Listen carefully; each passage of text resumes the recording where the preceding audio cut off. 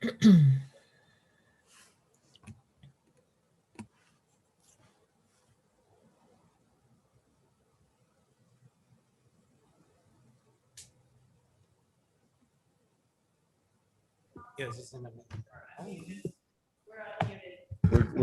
good to go. We're live, okay? Good to go? We are live. Hello. How are you? Hi. Good. Oh, good evening. Wendy, will you please call the roll? Council President Paul Cameron, Here. Vice President Thomas P. Wells III, Here. Councilor Terry Flynn, Here. Councilor Christopher M. Logan, Here. Councilor Esther Santa, Yeah. Councilor Dennis V. Toronto, Here. Councilor Barbara A. Von Villis. Here. We have a quorum, Mr. President. Thank you, Wendy. Please join me in the Pledge of Allegiance. United States of America. One nation, under God, indivisible, with liberty and justice for all. Okay, thank you. Good evening, everyone. Tonight is the first public hearing for the fiscal year 2021, 2022 budget. And I'll read it in first. Number one is a public hearing. As advertised, an ordinance of the town of Middletown, first reading.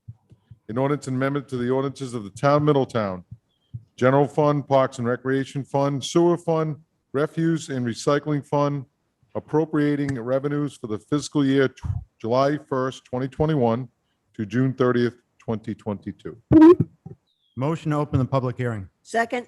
Here we have a motion to second, open the public hearing. All in favor? Aye. Aye. Okay, so Mr. Brown has some, going to start us off with some slides, an overview, a top view of the budget and the expenditures and the revenues, and then we'll bring in the school department since they're on.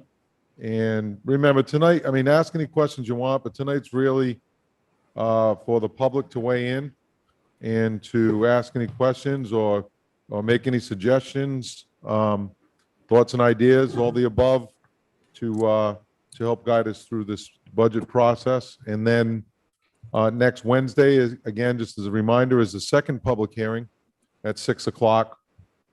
We will potentially adopt the budget. Again, I want to make sure everybody's comfortable. If we're not comfortable, we won't adopt it at that time. We have until June 30th.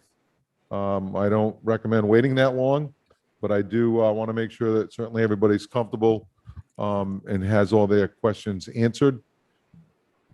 So I'm going to turn it over to Mr. Brown. So Sean, if you want to give us the top view, that would be fantastic. Sure. If I can just make one comment on the remarks that you made. The reason that we try to adopt the budget by May 30th is by state law, the school committee, once an appropriation is made, has 30 days to adopt their budget. And the goal is for the school committee to adopt their budget before June 30th, so that if there's layoff notices that are outstanding, those recalls can be made, which helps us avoid unemployment claims during the summer months by teachers. So I think part of it's morale, so that way someone isn't waiting around for the entire summer. And then the second part is, the fiscal nature of being self-insured for unemployment. So I think that's one of those things we've talked about in the past, and just want to reiterate how those dates come about. If we want to start the presentation, Ms. Clancy.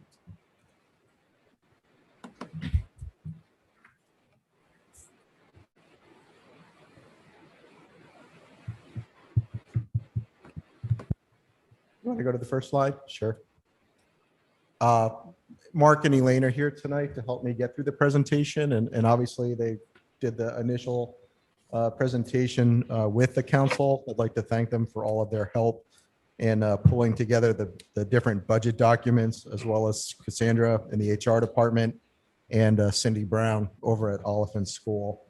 They've all been extremely important in pulling together the numbers that you're reviewing.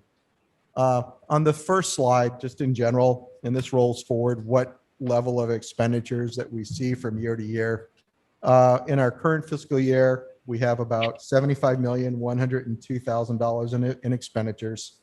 And for the upcoming year, we're proposing a $790,000 increase, which brings it to $75,893,271.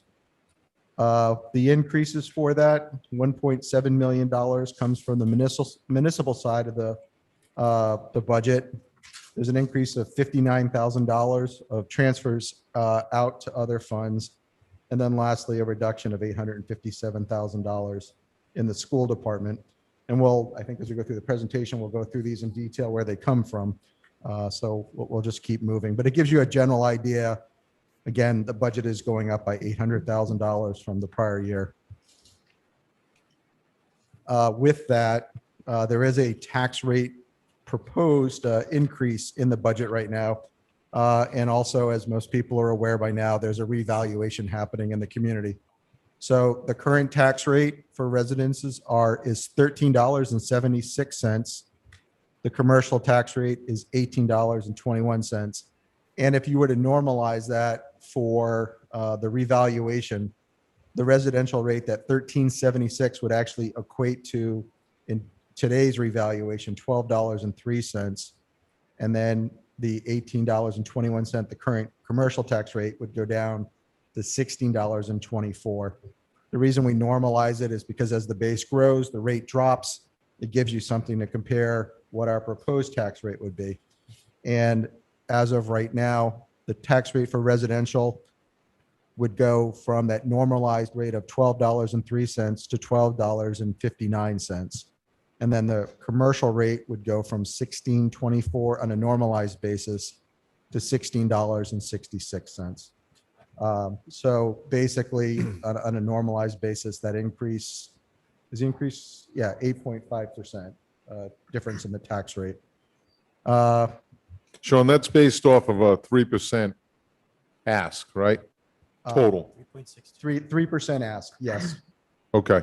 So, and I guess just to break it down, the town is asking for an increase in its appropriation of 3%, and we'll talk about that. But essentially, 1% of that is to fund basically a structural deficit. But looking at the grant that we took to help pay for firefighters over the next 3 years, which will have a sunset date on it, and then 2%, which is funding the town operations, general operations, and then the school department, the school committees asked for a 4% increase.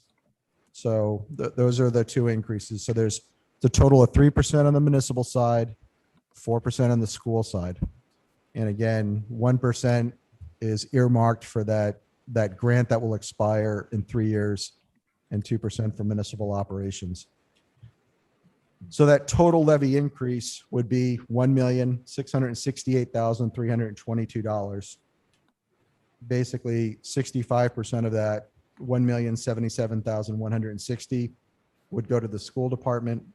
$591,162 would end up on the municipal side of the budget. You can go to the next slide.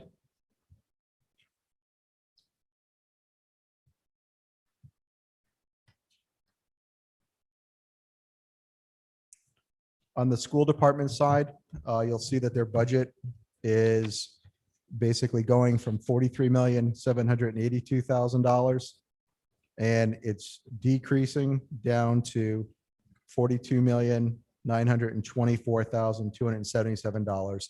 It's a decrease of $857,772, and that's primarily due to non-recurring capital projects. You want to go through those, Mark? Maybe just help me out a little bit. Sorry. It's all different items in their budget. That's reducing the operations.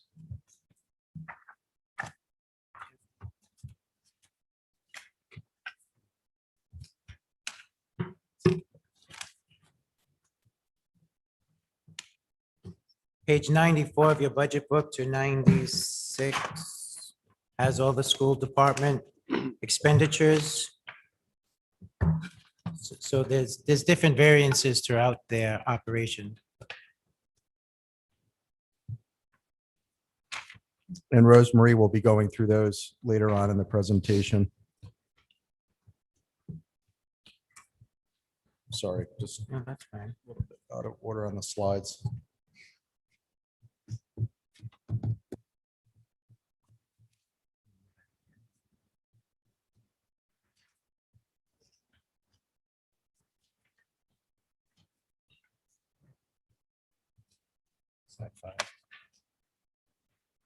Okay, this is at a higher level than I expected, so. um,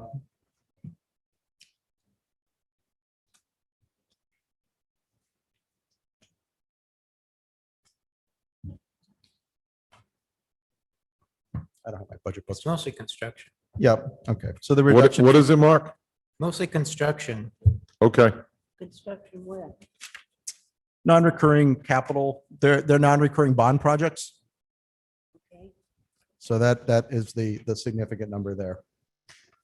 If we go to the next page under the sewer budget, the total budget, $6.8 million, is proposed to increase to $8.3 million, $8.4 million. The primary change is a reduction in I&I, $222,000 reduction. And then there's a $1.8 million increase in spending, and that's for the proposed replacement of the Marshall Village Pump Station and also repair or rehab of the Paradise Force Main that exists between the Paradise Pump Station that goes up on Purgatory Avenue. There's also some other minor equipment and building improvements that are necessary. But most of that increase, again, is because of capital, the $1.8 million, and then that small reduction in operating costs of $223,000. That results in the sewer maintenance charge increasing to $16.89, which is an 11-cent increase over the prior year. It also results in a decrease of the I&I charge by $13.71, bringing that to $20.54. Is that right, the way that's written? Mhm. Okay, It's a reduction of that. yep. Yep. Okay. The customer service charge from the city of Newport is scheduled to increase by $2.17 to $38.57. And that's a number that comes through the Public Utilities Commission process. When we calculate the rates, we've seen that water usage has increased from prior year. The current use or projected use for the billing period is going to be 45,524 gallons for a single family home, whereas last year that average was 41,752 gallons. The average single family user would see the fee increase by $49.93 and would be paying $821.19 for the year. On the next page is the Parks and Recreation Fund. That fund we see increasing. It's significant because of grants that we anticipate receiving from $1,751,000 to $5,944,000. In the compensation line, we have an increase, which is mostly related to extended hours associated with the beach. That's a change that we made last year, which worked out better in regard to keeping the beach clean and servicing the facility for our residents. Also, we see an increase in operating cost, which is related to software licensing, water quality testing, and contribution to our capital replenishment fund. And then the big item, the $3.6 million, and those are grant monies that we would be spending. The first is that the Shoreline Park property, we anticipate that we would receive the property from the federal government in November of 21. So at the end of this calendar year. And at that time, I continue to work with the state and specifically with Director Coit for the state to develop a park and pier over at Green Lane. So that's still on the table and still a project that they're interested in funding. The second part is additional grant monies necessary to complete the multi-purpose fields, and that consists of various equipment. We applied for a grant last year through DEM. We did not receive it, so we reapply for those monies. That equipment, probably the biggest feature there is the lighting so that the fields could be used for an extended period of time. So we will reapply for those monies when that grant round opens up again. And that's the Parks and Recreation Fund. There are no fee changes proposed for that fund right now. And we've discussed how it will operate in the upcoming year. Lastly is the Refuse and Recycling Fund. The budget is scheduled to go up by $40,000. The current budget is $1,044,000. It would go up to $1,085,000. So there's a small increase in salaries and benefits. There's a $37,000 increase, and that's mostly related to the cost of disposing of compost at Rhode Island Nurseries, and also hiring a consultant to help us prepare an RFP to replace our current contract with our hauler. Basically, we're 8 years. Was it 3 extensions? 5 and 3? 5 and 3. Yeah, so the current contract was bid out. It was a 5-year contract with 3 optional years to extend. We have done that, and now we're basically scheduled to go out to bid again for that. We've bid this contract out twice, and we've used a company called DSM Environmental. They've provided a comprehensive review not only of our operation within Middletown, but looked at where we can find savings in our overall operation. And if you actually see the difference between the first contract we had and the second, we pay significantly less now than we did the first 5 years of the operation. So we would hope that we would be able to maintain that cost going forward. There are no proposed changes to bags at this time. We have seen some operational increases in bag costs for raw materials. However, we see that we'll be able to maintain the fund at its current level. One of the things the council president had called me this morning just to add to our presentation of information was a table on the next page, which just talks about what tax rates look like when at different levels. So currently, as proposed, we have a proposed residential rate of $12.59 for residents, $16.66 for commercial. And as you decrease those rates, 3%, 2%, 1%, basically this slide illustrates what the tax rate would be under those circumstances. And again, at 0%, if we just use the normalized rate, it would be $12.03 for residential and $16.24 for, I get that wrong. Is that wrong, Mark? Normalized rate. Yeah, 1203 and 1624. So 1624. yep. So that commercial rate is a little bit sticky there. So Sean, is that normalized number? Is that a hard number now? no, nothing's hard until the assessor finalizes the reval and the valuations. So we're just so everyone understands, where are you getting that number from? The normalized number? I mean, it's just a projected, It's projected based on where we are right now. where we are, what does that mean? The assessor hasn't certified the tax roll yet. Okay, Because there's appeals. right. But generally, I mean, we're I mean, but close. you don't see a big swing is where I'm going. No, Okay, nope, no. And if I did, I would. just because the say- worst thing can happen is we start throwing numbers out there and people go, wait a minute, you said it was going to be this, and No, then all of a sudden, there's a ton of appeals and, nope. okay, I think, I wouldn't say a number if I didn't think we were close. So awesome, thank you. we're within pennies. Okay, I do have a question. okay, Sean. Council Toronto. Sean, I don't know if you have this number or George, but what percentage did the mill rate, if it was 0, we would just be adjusting the mill rate. What did the mill rate come down? Was it 15? It was 15 something, correct? That would be, I think what you're asking, that's on page 3. Yep. So if we did nothing, the rate would go from 1376 to 1259. That's the proposed rate. I'm sorry, to 1203. 1203, Yeah. right. Okay, thank you. And then, the commercial would drop down to 1624. Okay. Councilor Santos. President. Mr. Brown, what percentage on page 9, what percentage is used as the proposed for the 1259? Am I missing something? The percentage increase, 3.62. 3.62? That's the proposed. 3.62. Thank you. Okay.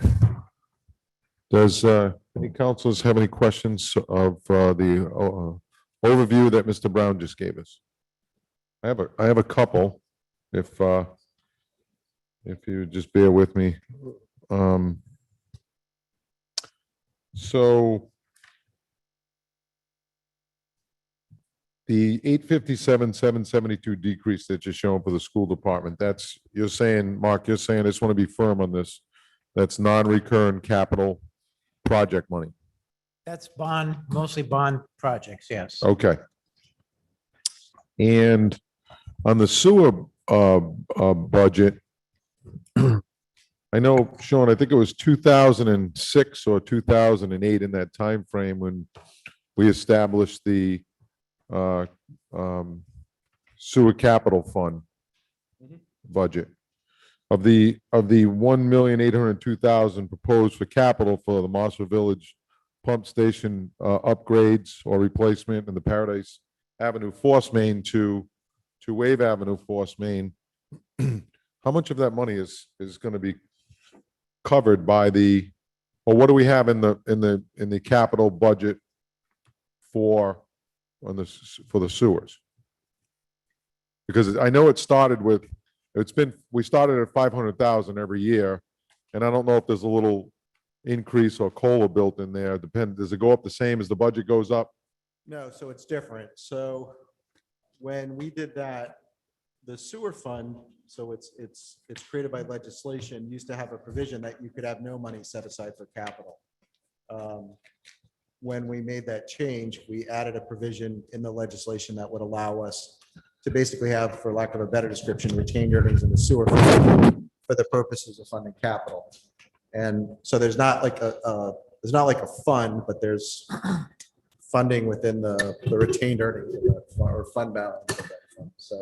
So 115,000 is in the operations and 100,000 is from fund balance. And the rest is 1,759,000 for Rhode Island Infrastructure Bank loans for the capital projects. Okay. Let's see. So also in the sewer fund, you stated that it would be a basically a $50 increase on the amount of gallons for an average single family from this year to last year. So it's about $12.50 per quarter. Just want to make sure that the rate users are aware of that. And just the Parks and Rec budget, there's 152,000 proposed for compensation, and the reason says it's extended hours. Is there any way that maybe we could look at scheduling? I know when I worked there, and it's very easy to say, well, we used to do it this way, but it worked. So we would have a crew, so many people come in the morning, especially on the weekends, and we'd have a staggered crew where they would come in and, when busy days or holidays where they would, we'd clean the barrels, empty the barrels on the beach when they had barrels on the beach, or at the end of the parking lot, or whatever it was, to be ready for the next business day. Because if you get 2 or 3 days in a row, I mean, you can really get run over down there, trash wise. We'd go out during once the parking let up, about 2:30 in the afternoon, when the lot was full.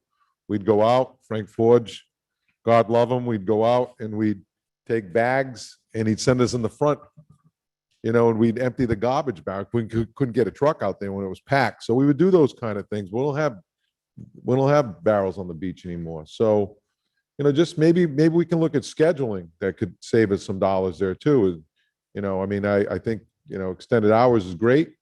But I think it could be the scheduling issue we probably should take a closer look at. Maybe we can save some dollars there for some capital down the road, or who knows what. Okay. And really, that's pretty much all from the overview. I mean, there's a lot in the budget. I'm sure there's a lot of questions. One of the things I want to ask my colleagues is, or recommend to my colleagues is, I think that,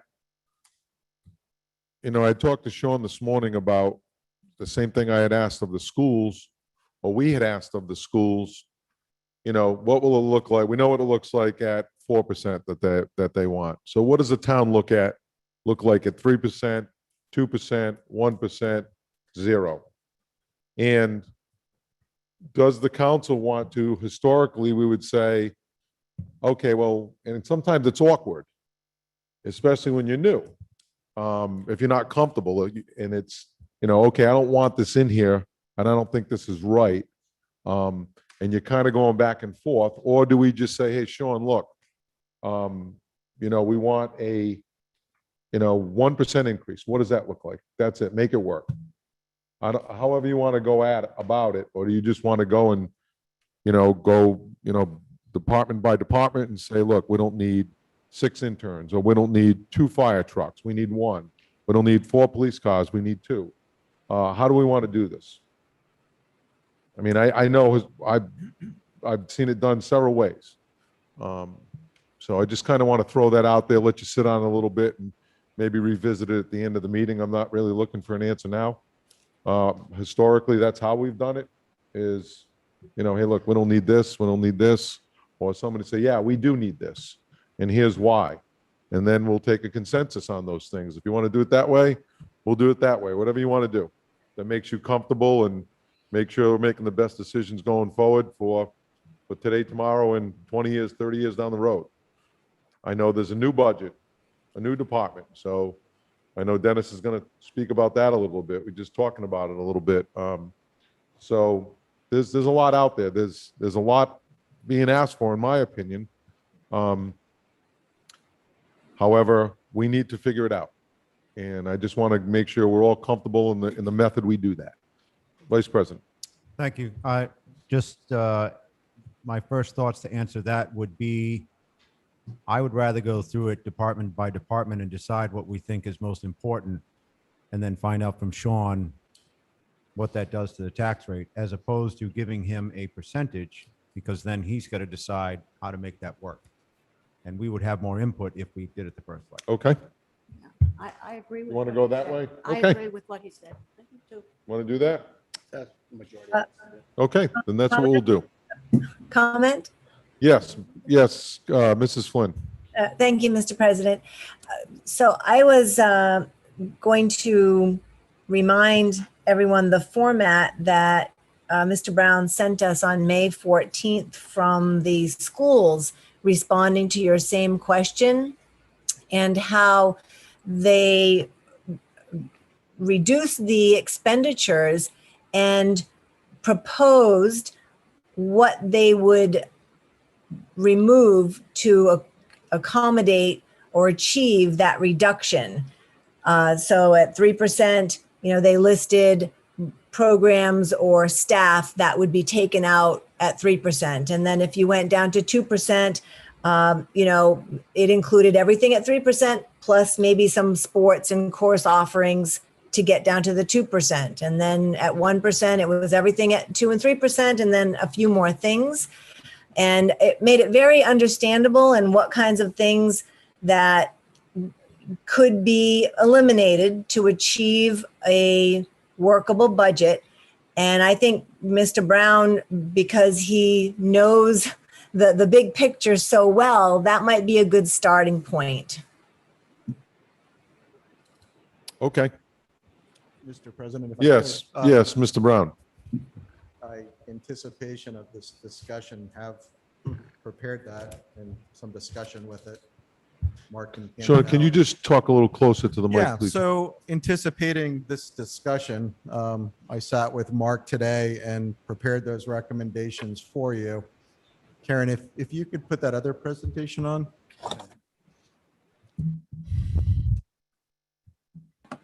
So I think the first thing I want to point out in this discussion is that on the municipal side Thank of the you. budget, I have only asked Thank you. from an operational standpoint for 2%. to, for the funding of the town. And I would just remind the council that in the last 4 years, we've gotten increases of 0% twice. And the appropriation for municipal operations has actually been decreased twice. So that's one thing I want to point out. Over the meetings that we've had, we've reviewed how the budget rolls forward. You have roll forwards with the budget at a very high level. You have roll forwards of the municipal budget at a department level. So here's another schedule, which I think highlights at least the first thing that I want to point out. So again, the town has asked for 3% in its increase in the from its tax appropriation. 2% or $340,000 is to cover the cost of operations. 1%, and I'm going to call it a structural deficit, which is a structural deficit we'll experience in 3 years when the grant, the SAFER grant we received to hire 8 firefighters runs out. That's roughly about $600,000 a year. So over 3 years, if we were to set aside $170,000, we would be able to fund those firefighters. Otherwise, we're basically going to kick the can down the road, and the next council will have to figure out how to pay for 8 firefighters. So that's the 1%. We have proposed, while we're setting aside those dollars each year, that $170,000, that money gets used to pave roads.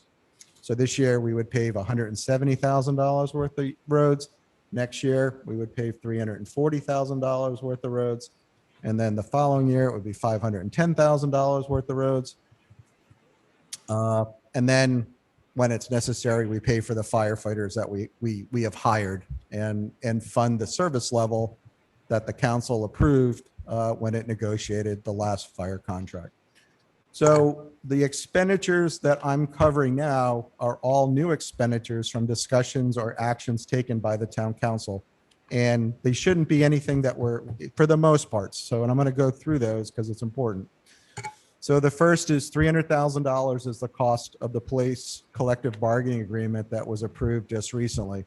That has a cost of $300,000, and that is partly related to a change in the shift schedule. And that's partly related to increased overtime rates that are paid to police officers that work for the town. But overall, and a change in minimum manning because they work less hours. That has a cost of $300,000, and that's contractual. There's also an additional hire in there that's also part of the contract. So that's all a contractual obligation that we've already agreed to. The firefighter grant, which I described, $170,000, we're trying to set aside money to pay for that hiring 3 years out. And what we're proposing now, while we don't need that money, is to pave roads. And we've often talked about the need to address the infrastructure in the town. We've talked a lot about the need for more work to be done in-house by Public Works. We've had many discussions about the need for additional services to be provided by Public Works. And we've proposed hiring 2 laborers to work in that department, which has a cost of $148,000. At our last meeting, the council voted to create another position in the building and zoning office. That has a cost potentially of $92,000. The 43 in public safety, Mark, what was that? Public safety intern. The public safety interns, that's the word that's missing. That's part of the discussion and partly what you're considering. But we have talked about boots on the ground, getting more boots on the ground for enforcement at the beach and also in the neighborhoods to improve basically our patron experience in that area of town, as well as our quality of life. And lastly, there's a $30,000 increase in the Middletown Prevention Coalition, which is transitioning from the DFC grant that has expired to a town department. We voted last year to make that a department of the town. And, you know, they had some runoff money, some leftover money that helped fund last year's budget. That finally runs off, so there's another $30,000. So just with those items alone, I'm dealing with $783,000, and I'm not only asking. So I don't want to ever make that number a small number, but I'm asking for $510,000, which means Mark and I have basically managed finding the other $273,000 to stay at the level we're at. And again, we're trying to not only fund the new initiatives, but we're also trying to build in something that addresses the long-term cost of the change in firefighter service. And again, I don't think there's anything better in Middletown than if I have a heart attack in my house and then Mark has a heart attack at his house, that there's 2 rescue wagons running. So I don't want that to be like a disparaging and taken disparagingly in any way, or that it's too much money. It's really a great benefit. But it was a benefit that we heard from the residents that we want, just like we want more enforcement with zoning, just like we want more services from Public Works. And again, you know, we have to pay for it somewhere. To go to the cuts, so I guess if you can go to the next slide, again, I don't have a 4% ask. I don't have a 3% ask. I guess I do have a 3% ask, but here are my cuts, the recommendations. You can cut $172,000 and not fund the structural deficit, or the road construction, you can reduce the road amount for this year. The public safety intern program, you can cut that. That's $43,000. You can cut the 2 FTEs in the Public Works Department. That's $148,000. Building zoning, $92,000. Don't hire the enforcement officer. Middletown Prevention Coalition cut the additional $30,000. We would still have a prevention coalition, but we would not expand the scope of services. And lastly, Mark will go back and cut another $25,000 from the foundational departments that have been here. And that's my recommendation if you want to go, you know, and reduce money out of the budget. And whether, you know, you want to cut 1% or 2%, 1% is $170,000. You can pick and choose which programs you want to leave in the budget. But that is the recommendation that we put together this afternoon. President? Yes, Mrs. Santos. Thank you, sir. In municipal request under Public Works, if we were to bring the school department, wouldn't that cover a portion of the workers in there? I mean, we've been negotiating to bring the school department facilities people over to the town portion, to the Public Works. Wouldn't that solve part of the problem? The way you describe it, it would create a bigger problem. So I guess you would have to make an assumption first. So your first assumption is that there are too many janitors, or there's surplus labor within the janitor pool at the school department. I don't believe that's a true statement. I believe that there's an appropriate number of janitors, custodians, tradespeople at the school department for the amount of work they have. So I guess that's the first thing I would sort of question is, you know, and I'd say that the answer is no. There is no surplus custodial people at the school department.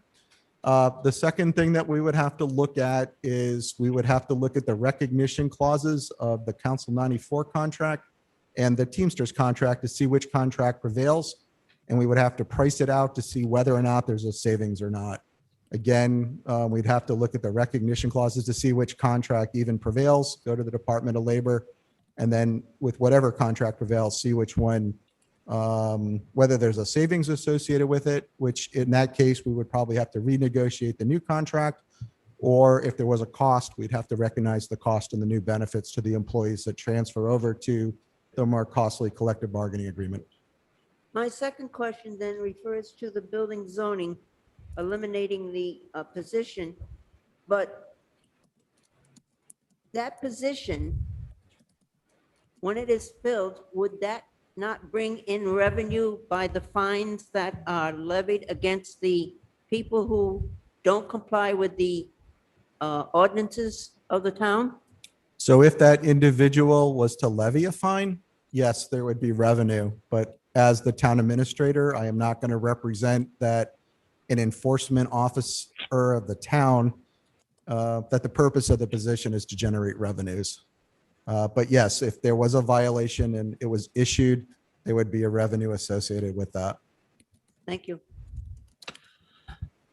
Sean, I just want to go back to the tax assessment with George.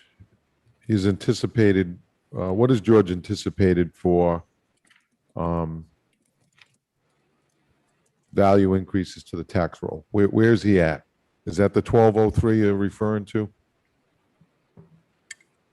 Yes, I mean, because obviously you must have a pretty solid number. yes, Okay, so the normalized number is what you're referring to, 1203. the $12.03 per thousand. Yes, Okay, before the 3% proposed increase. correct. Okay. Okay, so I think at this point, I don't know, Karen or Wendy, does anybody have their hand up in the public that wants to speak? No? Okay. So I want to bring the school in, and if you have any questions of the school, then we can come back and ask more questions. If you could just let me know if anybody in the public, has a question or a comment or a suggestion, that'd be great, okay? Because it's a public hearing, and that's what we want to do, is we want to hear the public.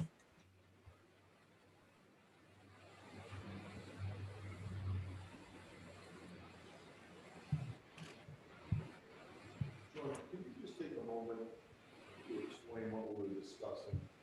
I think you see a lot of the building going on and a lot of the additions and the McMansions or whatever you want to call them, and you go, wow, the town's getting a lot of new revenue. Sean, can you just explain that so everyone's clear on that? Yep. Please. So. Because it's not what it appears to be. Right. So when I first started at this and when some of you on the town council first became involved or you were, with the school committee, the property tax cap was 5.5%. And when that would be calculated, if someone built a new house or developed a new area, you had a cap on expenditures of the 5.5%, or the increase you were allowed to make on taxes was 5.5%. But then you were also provided the ability to capture the value of that new construction into the tax cap. So if Peter developed 25 houses, you would have your normal tax rate increase on the community. And then when Peter had those additional houses built, I would get that portion of the taxes added to the revenue stream of the town. And that made sense because, you're expanding the amount of services that have to be provided by the staff. You would have that additional revenue. And that's how the process worked. Then around 2004, 2005, somewhere in there, I want to say 2004, there was a bill adopted, Senate Bill 3050. And what Senate Bill 3050 said is that the cap will be on expenditure. The cap will be on expenditures, not on revenues. The cap will be 4%. So if the town spends $100, the most I can spend next year is $104. So and then like the school department, when they comes with our request, they're limited to increasing their expenditures by 4%. It basically follows through with the different, whether it's the town or the school. What happens with growth, though, is say, all of the value in town is worth $100,000, and Peter builds a house or something worth $25,000. You don't get more money from Peter under the old model. You basically increase the base to $125,000. And with that, you essentially you basically spread out the tax burden across all of those dollars you assessed. So the reduction, you have more people contributing towards that base expense, which is capped at 4%, which lowers your tax burden across the entire town. So it lowers your tax burden now. So you don't really see that, but it's always pushing. So when the base grows. Because the base expands based on the growth or the basically more people are paying. Right. The real cap or the real control is Right. that whether it's Rosemary or myself or what the council ultimately adopts, it is capped at 4% or less. Yeah, because I think the perception out there, Sean, and the reason I wanted you to explain that is because, the average person on the street, that doesn't deal with this on a regular basis, doesn't see it and doesn't, I'm not trying to be demeaning, but doesn't understand it because they don't deal with it regularly. So you would think common sense would say, well, look at all the houses being built, all that new tax revenue they're getting. What are they doing with all that money? Why are they asking for increase? And this is what happens. Mm-hmm. So it goes to the base expands, and then expenditure wise is a 4% cap. And I believe that was former Senator Teresa Paiva Weed who proposed that and, you know, got that bill through. Exactly. There Um, was a number of constitutional proposals, and at the time, this seemed like a proposal that all of the different stakeholders seemed to gravitate towards it. It provided tax relief in the sense that instead of with the 5.5% capping the revenue, it was capping the expenditure side. Right, and And it that- started at 5.5 where it was, and it went down like a 1/4% for 4. They phased it in for 4 consecutive years, I think, until it came down at the ultimate end of game of 4%. Mr. President, Yes, ma'am. I have a question. Does that apply to the commercial rate as I well? have a question too. No, well, it does in a sense, but, well, because you can, every 3 years, you can uncouple the residential and you can adjust the residential and commercial rate, so you can throw that out of whack, but the overall, the expenditure, so again, we're managing the expenditures, not the rate, so you're on the wrong side of the equation right now. The cap is on the expenditures. The commercial rate is on the revenue side, and that's a different thing that the council can set every 3 years. And the limit between the two is, do you remember, Peter? The split between residential and commercial? There's a limit on what you can split residential and Okay. commercial rates. So the key to doing better is more commercial investment. No, No. I know where you're going, though.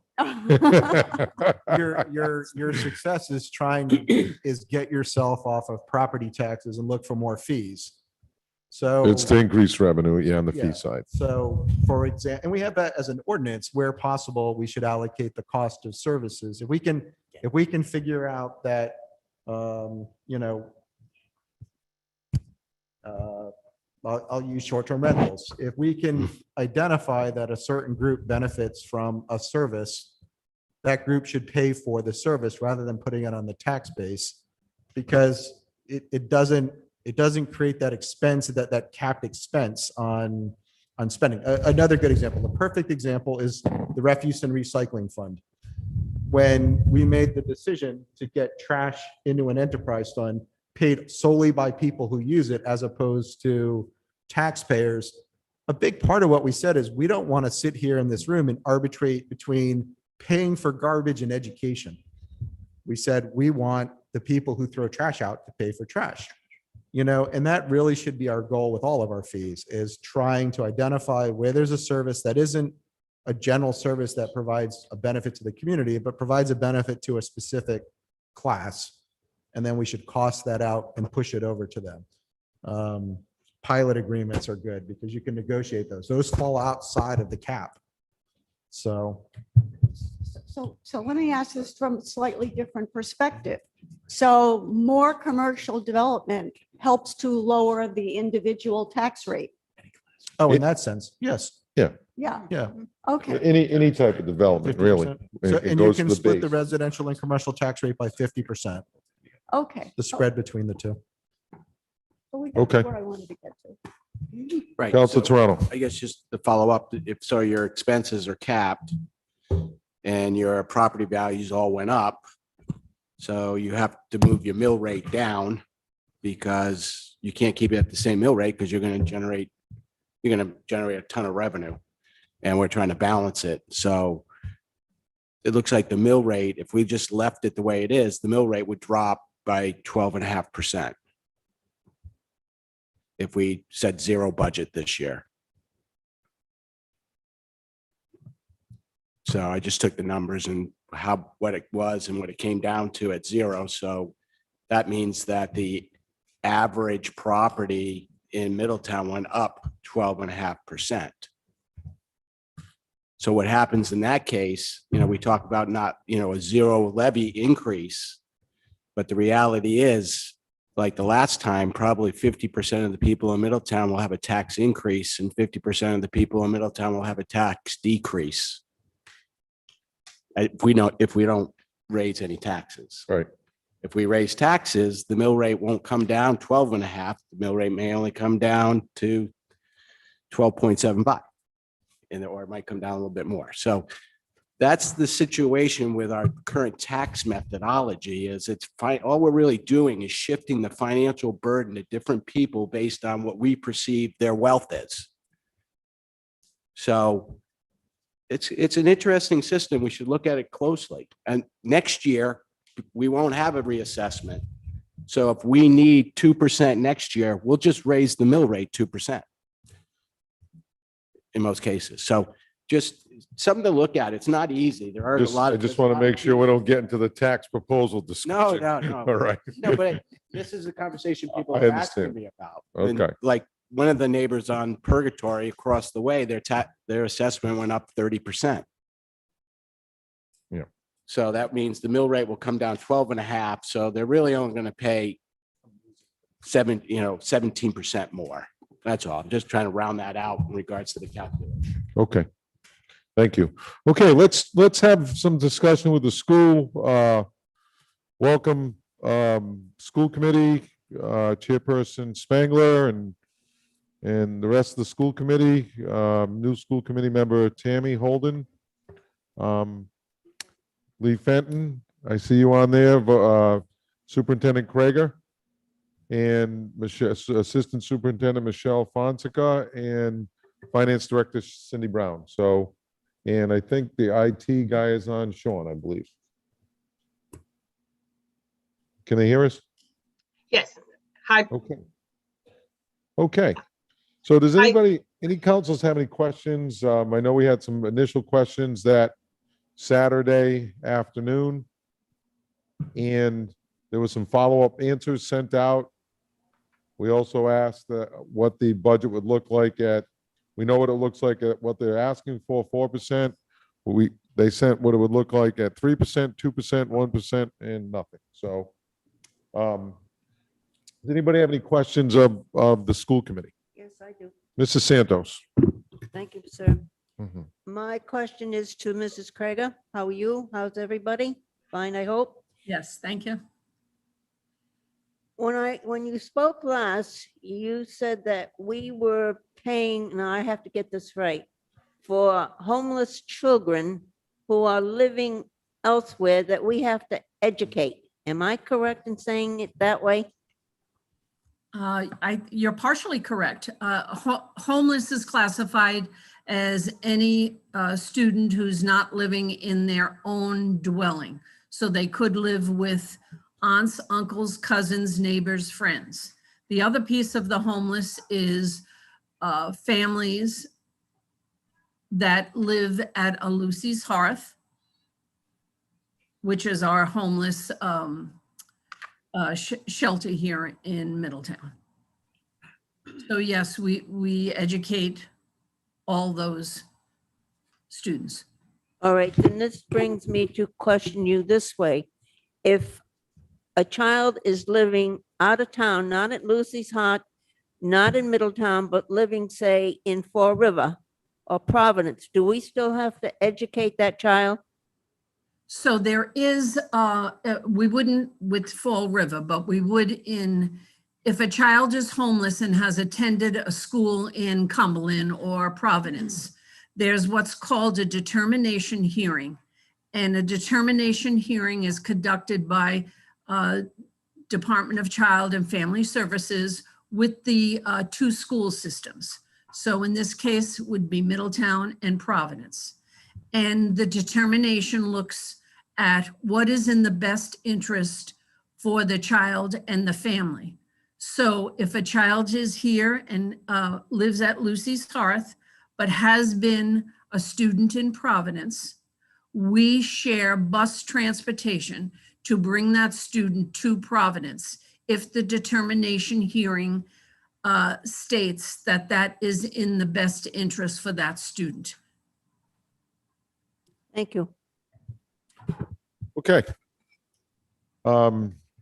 Any other councils have any questions, or does anybody in the public, Karen, have their hands up? No? Okay. I do have some, we had some conversation today. And I would like to make sure that I share that.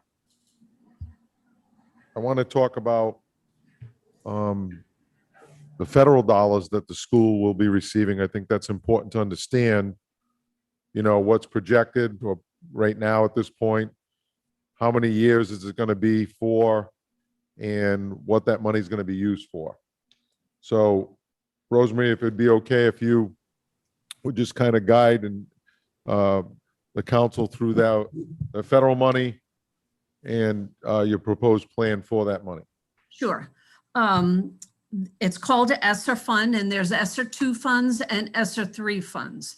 Esr 2 funds, the school department has to put in an application by July 1, and there are certain criteria that have to be aligned. The items that we spend for the dollars have to be aligned with regard to learning, equity, and accelerating pathways. So there are 5 really key areas that we have to align. So when we're looking at the dollars, and for ESSER $2, we anticipate about 948,000.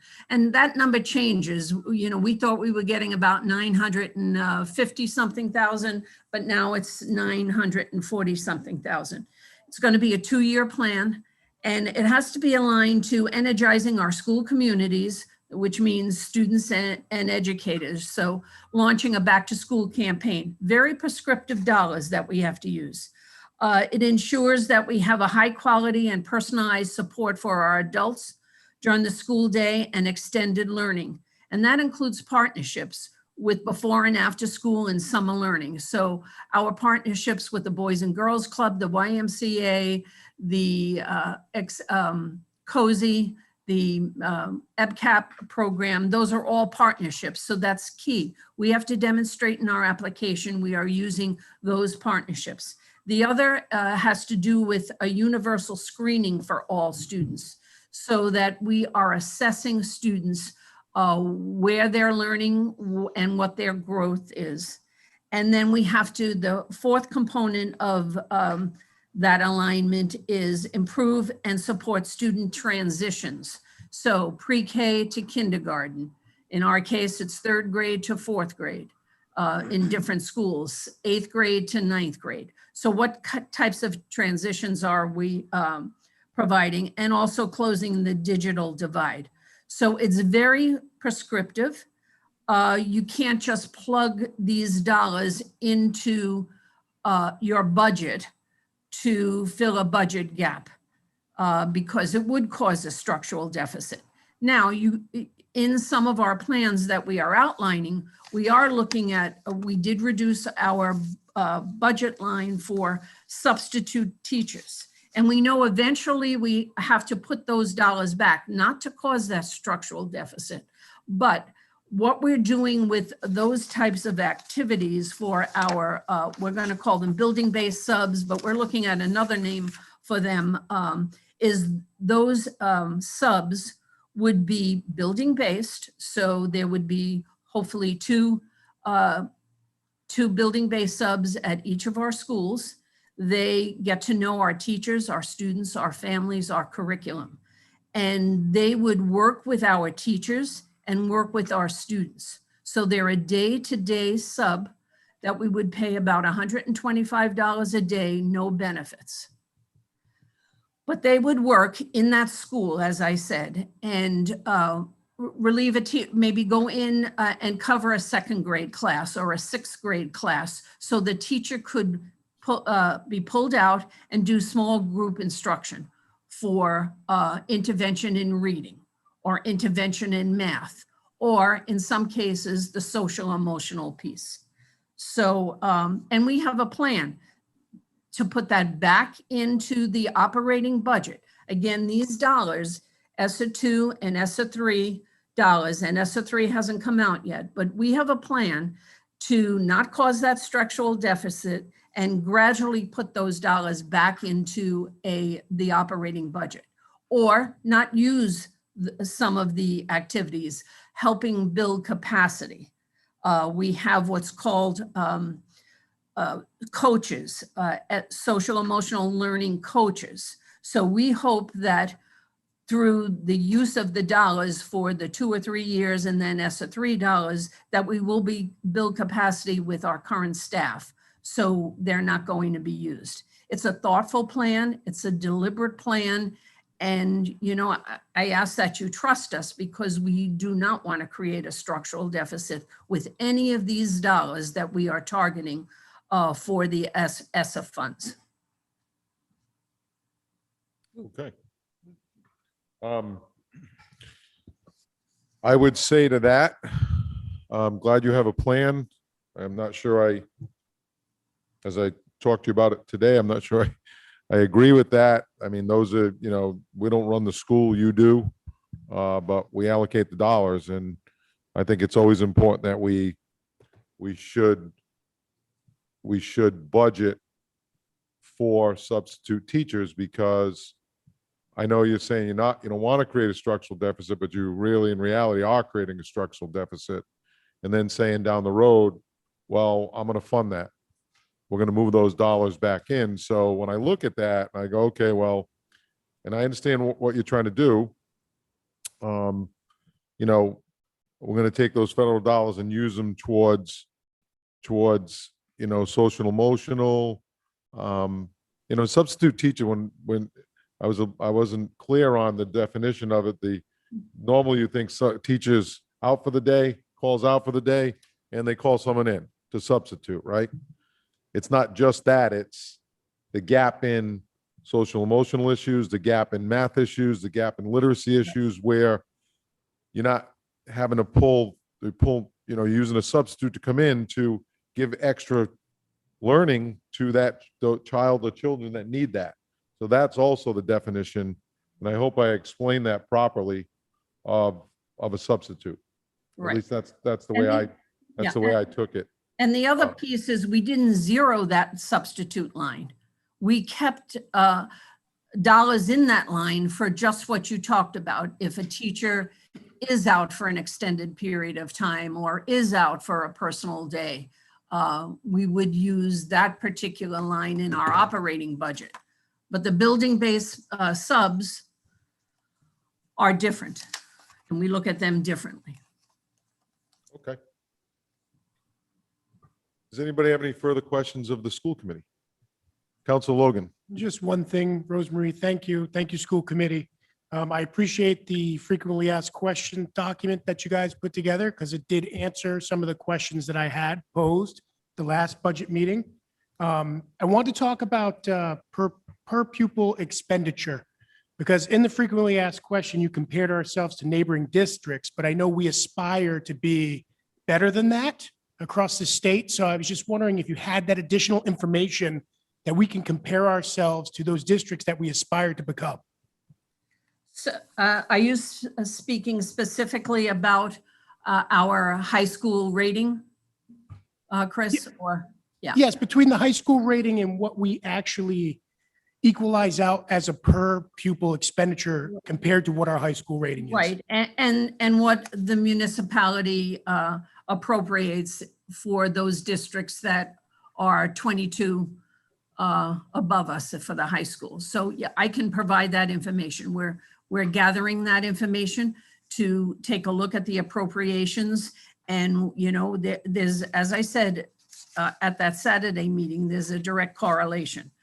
In terms of per pupil costs that we put in our frequently asked questions, I think we compared Newport, just trying to find page 15 in my questions here. We compared our per pupil costs to Portsmouth, Newport, I believe. And Tiverton. And Tiverton. So, there are a lot of variables that go into a per pupil cost. It is apples to apples, but you need to look at the demographics of a community. So for instance, we have a high English as second language population. For instance, Portsmouth does not have that. They do not have 3 teachers designated by law, by mandates, to teach any of those students because they don't have a large enough population, nor does Tiverton. Newport does. They're similar to us. They have a larger population, English language learner population. You have to take a look at the the homeless in each of those communities. We do have a high homeless rate. Portsmouth, Tiverton does not have as high as we do. Certainly, Newport has higher than we. You have to take a look at special ed costs as well. So that's what would drive a per pupil cost up, and the supports that a district needs to provide for the type of student that they have in their community. We also, I'd like to add in that per pupil cost is the free and reduced hot lunch. Oh, I forgot Which- that one. I knew there was another one. Thanks. Our to- numbers for those dollars, or I mean, our numbers of students when free and reduced hot lunch are very high. So that also adds to that per pupil cost, whereas Portsmouth and Tiverton they don't have the numbers as high as we do. Newport does. So there's our comparability when it comes to the per pupil cost with the varying districts. We're about 29% free and reduced hot lunch. The other factor too is mobility. While Newport, Middletown, Portsmouth have many of our military students, Middletown has the lion's share of that. We're the most heavily impacted. Tiverton has really, I don't believe any of our military students. And we have about 27, 28% military students. So again, that factors into a per pupil cost. Excellent. Thank you for that. And I just want to, I commend you guys because this year's a tough year for planning. Obviously, with what happened last year with distance learning and a hybrid model, I'm presuming the expectation is going to be all students back in the classrooms come September. So it's incredibly tough. And I just want to bring this up for everybody, every department that's looking at this. It's tough to estimate what those costs are going to be because we missed a normalized year, right? So what we would have used for numbers in the previous year, you can blow that rate up. Now, I know we're not starting from scratch because we have some historicals, but the offset for what was missing last year to what needs to be brought forward this year, we just don't have that. Yeah. We don't have that information that we're working with. So I commend you for putting this together. And obviously, we got some tough decisions as a council to make because we have to keep in line with what the residents' expectations are as well. And I can't stress that enough, and I'm not getting on my soapbox, but we haven't raised taxes on our residents in how many years? It's been a few years. We probably should have been asking for a little something over those good years, because now we're going to ask them for quite a bit. And a lot of families are struggling to survive right now. I know that. I see them, I talk to them. So you need to keep that as a factor as well as we're making these tough decisions across the board. So thank you very much. Yeah, you're spot on with that because it is, has been just a crazy year. One piece that I am concerned about, certainly we know where our local families and students are, but I worry about the military students that we will be getting in July and August and September. Sitting on a national board, I know that there are some school districts that are still not open like we are. Even though, everybody they're probably doing right now hybrid, which is what we did from September to April. So if we get military students from Wyoming, North Dakota, those schools have not been open, and we're going to have learning loss. Our students are going to be coming in at all different levels. So our hope is fully opened and moving forward. And we're going to take the kids in where they're at and bring them to where they need to be.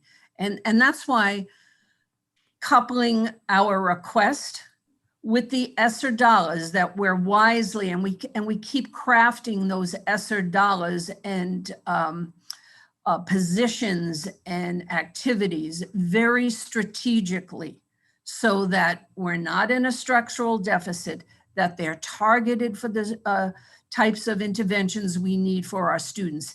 And it's not Michelle and I sitting up here and Cindy Brown sitting up here making these decisions. We have talked to our principals. We've looked at data. We know where those gaps are, and we're building that accelerated learning and submitting the ESSA application based on all those needs. Okay, good. Answer your question? Yes. Okay. Council Santos. Thank you, sir.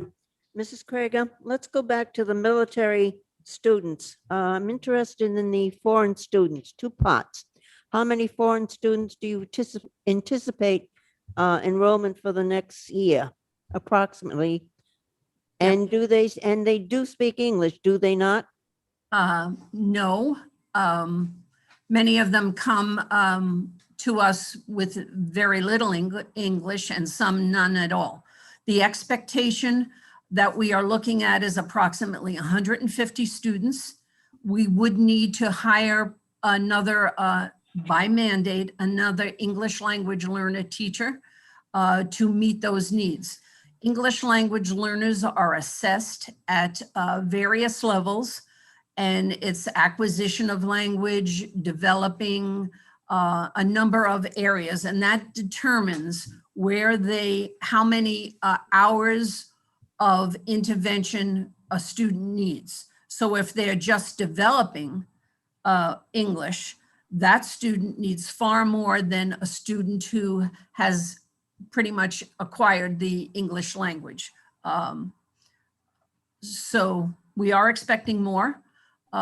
We have talked to the military, both the enlisted and officers and the War College, and they said, given the COVID and the vaccinations that are having, we fully expect our true military complement this coming school year. Thank you very much.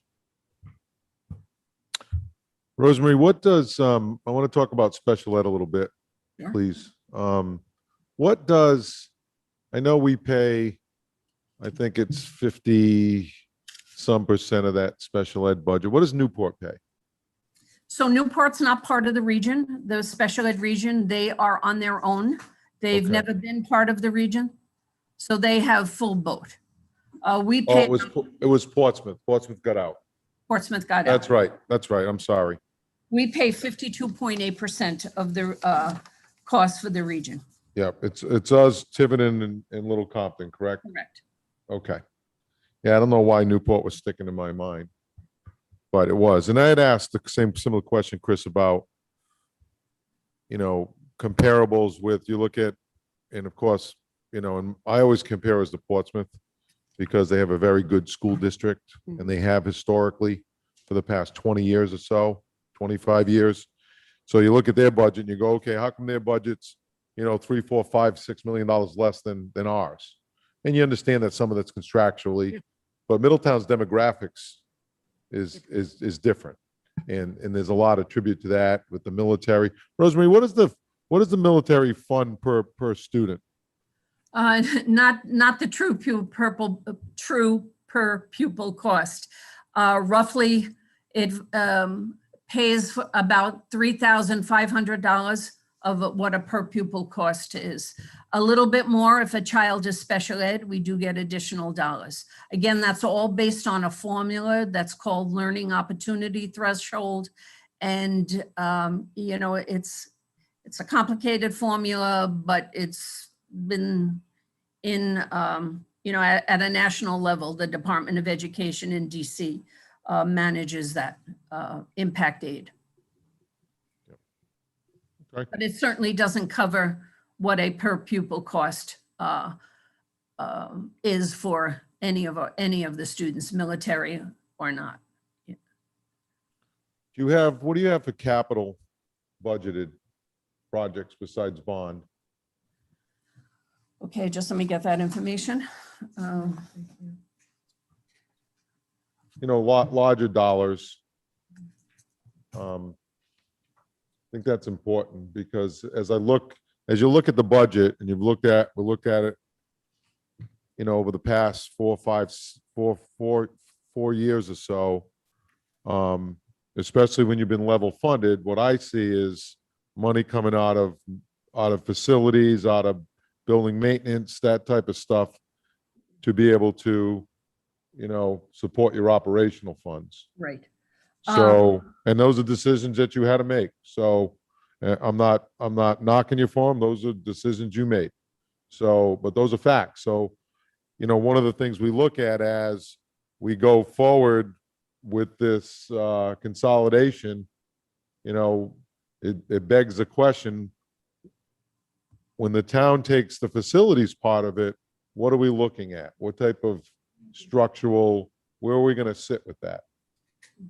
All right, I'm just, Cindy's providing me some data here with the capital improvement. Yeah, that's okay. And if you don't Yeah, have it and right now, we that's can get okay. back to you on that. Yep. Which is probably what we should do, because I'm, looking, it's in our frequently asked questions, actually. What is the capital improvement project? It's on page 14, page 14 of our frequently asked questions. So things that we would like in the capital improvement that are listed are ongoing technology replacement, network infrastructure updates, continued repair and replacement of our HVAC systems. Some are funded through our bond, but we need to continue updates with the HVAC systems, especially in light of COVID. We also need to expand our Project Lead the Way, our STEM supports for those activities. And there are other things listed in the capital improvement, things like ground equipment being replaced, ceiling tiles, classroom whiteboards, some school furniture, some vehicles, electrical, chiller, flooring, carpet, server maintenance and equipment, telephone, intercom. And, I just want to thank you on behalf of the school community and for our school committee for approving the track, because that, and with the turf field, that's going to, and the tennis courts and basketball courts, that's really going to enhance, because those were in our capital improvement too. So those are the types of things. Again, they're in our frequently asked questions, page 14. Okay. City councils have any further questions of the school department? Council Welch? Thank you. Mrs. Krager, one of the sentences that stuck out to me in the budget proposal was, and I quote here, it says, "This budget reduces and reallocates staff and has reductions in supplies and services." And in other words, in order to get at that 4%, you are not going to have as much supplies and reallocating staff. So how, if that is just to stay within the budget cap, how long can you operate like that? And Paul brought up the fact about the student teacher and or substitute teacher, I should say. And I applied and did that. And I know at the time that the rate per day was one of the lowest in the state. And it was very difficult to get people to come in and take the spot. So that is, and I talked to you about the staff that maintains the fields and custodians and all that. So those things are in need of support as well. And if you have to go backwards to stay in 4%, how do we keep that going? Well, I mean, that's the, I wish I had the crystal ball. That's the big question. It's very difficult for us to keep being level funded or, very little increases when all around us things are increasing. And we have tried over the years to keep as many reductions away from the classrooms and our students as possible, but we're at that point now where they are impacting. I mean, we have a full complement of custodial and maintenance staff. In the reductions, we would reduce one custodian if we were given 1%. We would have to. I mean, it's only fair if we're reducing sports, math intervention, fine arts, a guidance counselor. When you get down to 1%, what's left at this point? We would have to look at our custodial and maintenance staff. We do have a number of our custodial and maintenance staff out for specific leaves. And so that's causing some kind of tension right now in terms of manning what we need to do. in light of COVID, because we're cleaning, we're disinfecting at, an unbelievable rate. And we hope that that will ease up next year, just through Rhode Island Department of Health guidance and CDC guidance, not because of a budget cut, because we would never want to compromise health and safety and disinfecting or anything like that for a budget cut. But hopefully, people are being vaccinated, and this summer we might even have our younger students vaccinated. So I don't know, I'm rambling a little bit, Tom, but did I answer your question? Oh, that's fine. I'm sure if there was an easy answer, you would have done I it know, before. There is, and, we have, to get to the 4%, we did need to reallocate staff. So we took a look at every teacher that was retiring. Do we really need to replace that teacher based on enrollment? Can we reallocate those resources? We never have automatically put anyone in a position just because person is retired. We really take a look at, do we need that? Do we need that replacement? But, with these Esr funds, this is our chance. I'm going to be a broken record. So we're asking for the 4%. It helps us maintain what we have, redirecting some of those resources. Then we insert those Esr funds. And we have those for 2 years. The Esr 2 funds for 2 years. And then we're hoping that there'll be Esr $3. And we're hearing we will get some Esr $3. Again, there'll be strings attached to that because, this is Fed money. From what I'm hearing, when we had the ARA dollars under Obama, there was not a great deal of accountability for those dollars. There are strings attached to this. We need to demonstrate, and the Department of Ed has told us that on weekly calls that we have with them, that the Esr 2 and Esr $3 are about accountability. We have to show when we put in for an Esr 2 or 3, we have to show that it's research-based. So if we put in a program for our social emotional learning for our students, Michelle, our assistant superintendent, we look for what's research-based because we have to cite that in our application. And, it's just not a rubber stamp up at RIDE because they're audited then at the Fed level. Thank you. Okay. Council Toronto. Thank you. Thank you, Superintendent and School Committee.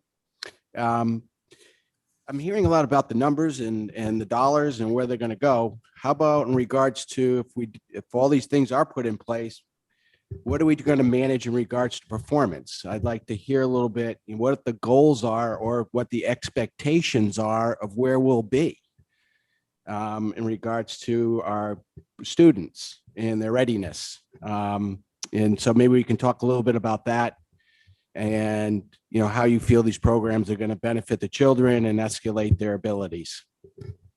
Well, again, when we put in that application, we have to put benchmarks in there that, we expect if we're putting math or literacy intervention, we have to put benchmarks in there to say that our students will demonstrate growth, so much growth, by year, by intervention. So it's not just willy-nilly throwing a reading specialist to a group of students or at a school. We have to demonstrate that we're doing that. And how we demonstrate that is by the state accountability, the RICAS tests that we take. We also have an internal district-wide, so we monitor our students at the beginning of the year, the middle of the year, and the end of the year. It's a diagnostic that we use with them, our students, in reading and math.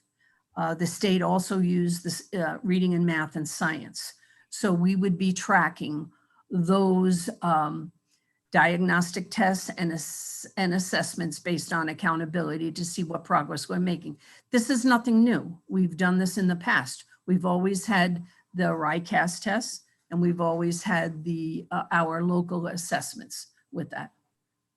I agree. It's just, there's a lot of money coming to the schools to help with this deficit, the kids, the children who have fallen behind, get them up to speed Oh, in yeah. regards to being ready to be educated. Mhm. And so these are measurements that you haven't really had to do in regards to the federal funding. And so I just wanted to see if there was something in place to, so that when you account for where you spent the money from a Fed standpoint, it's just not what we spent the money on, but this is the results that we got out of implementing these programs. Your return, academic return on investment. So I just would like our assistant superintendent to talk for a minute. Michelle? Good evening, everybody. Hi, Michelle. Hi, Michelle. Okay, I just wanted to add that, there's a lot behind the scenes that we've been working on as far as an accelerated learning plan. And I think it's really important to know the work behind the plan for the dollars. Our biggest goal is to make sure we target learning. And in making sure that happens, we want to make sure that we offer programming to our students and support to our teachers that provides that extra boost that we know our kids are going to need. There's many kids, the problem existed before COVID, but even now that are more further behind. And one of the things, we haven't talked about is the mandates from the state around high quality curriculum and around science of reading training. I mean, these are huge mandates that we have embraced in Middletown and have not stopped working on even through COVID. And we were able to secure some really large grants that we also haven't been able to touch upon yet, but that are going to be funding our high quality curriculum in grades K through 5. Starting July 1st, all the new materials are going to be rolling in, again, funded through a grant for ELA for our students. And we know that high quality curriculum coupled with professional development for our teachers really is the recipe for high student achievement and growth. And that's what we know that we need. So I just want to reassure you that there's power in a lot of the plans that we have. The other piece of the plan is to expand beyond the bell services. And those are the services that go beyond the school year, after school, in the summer. The most important thing is that we need more time on learning, and we only have those kids for a certain number of hours a day. And so we want to increase the time that we spend on instructing them. So we have a plan for a robust after school program, as well as a summer program that is underway. And that's part of the Esr dollars as well, is making sure that we have those supports in place for students, homeless, those that are English language learners, those are differently abled, those students that are struggling to get engaged. We've had students that have not been in school all year that have just been distance learning. All of those students will be targeted through these funds so that we can support them and see results. And so I want you to know there is a plan, there's a tight plan. It's centered on having goals based on data. It's kind of the work that I am passionate about and that I feel very supported on here in Middletown. So whenever we're talking about using funds, we're talking about how to help kids. So I feel really, really great about the plan. I hope that we have the dollars to support the plan, but I want you to know that we're working hard to really think out of the box on how we supply our students with the best education possible for next year that goes beyond the school day, that ramps up the materials they use during the school day, that has their teachers training effectively so that they can be the best they can be for students, that provides intervention for kids. There's just a lot of layers that we are working really tightly on. So I just wanted to make sure everyone was aware of that piece.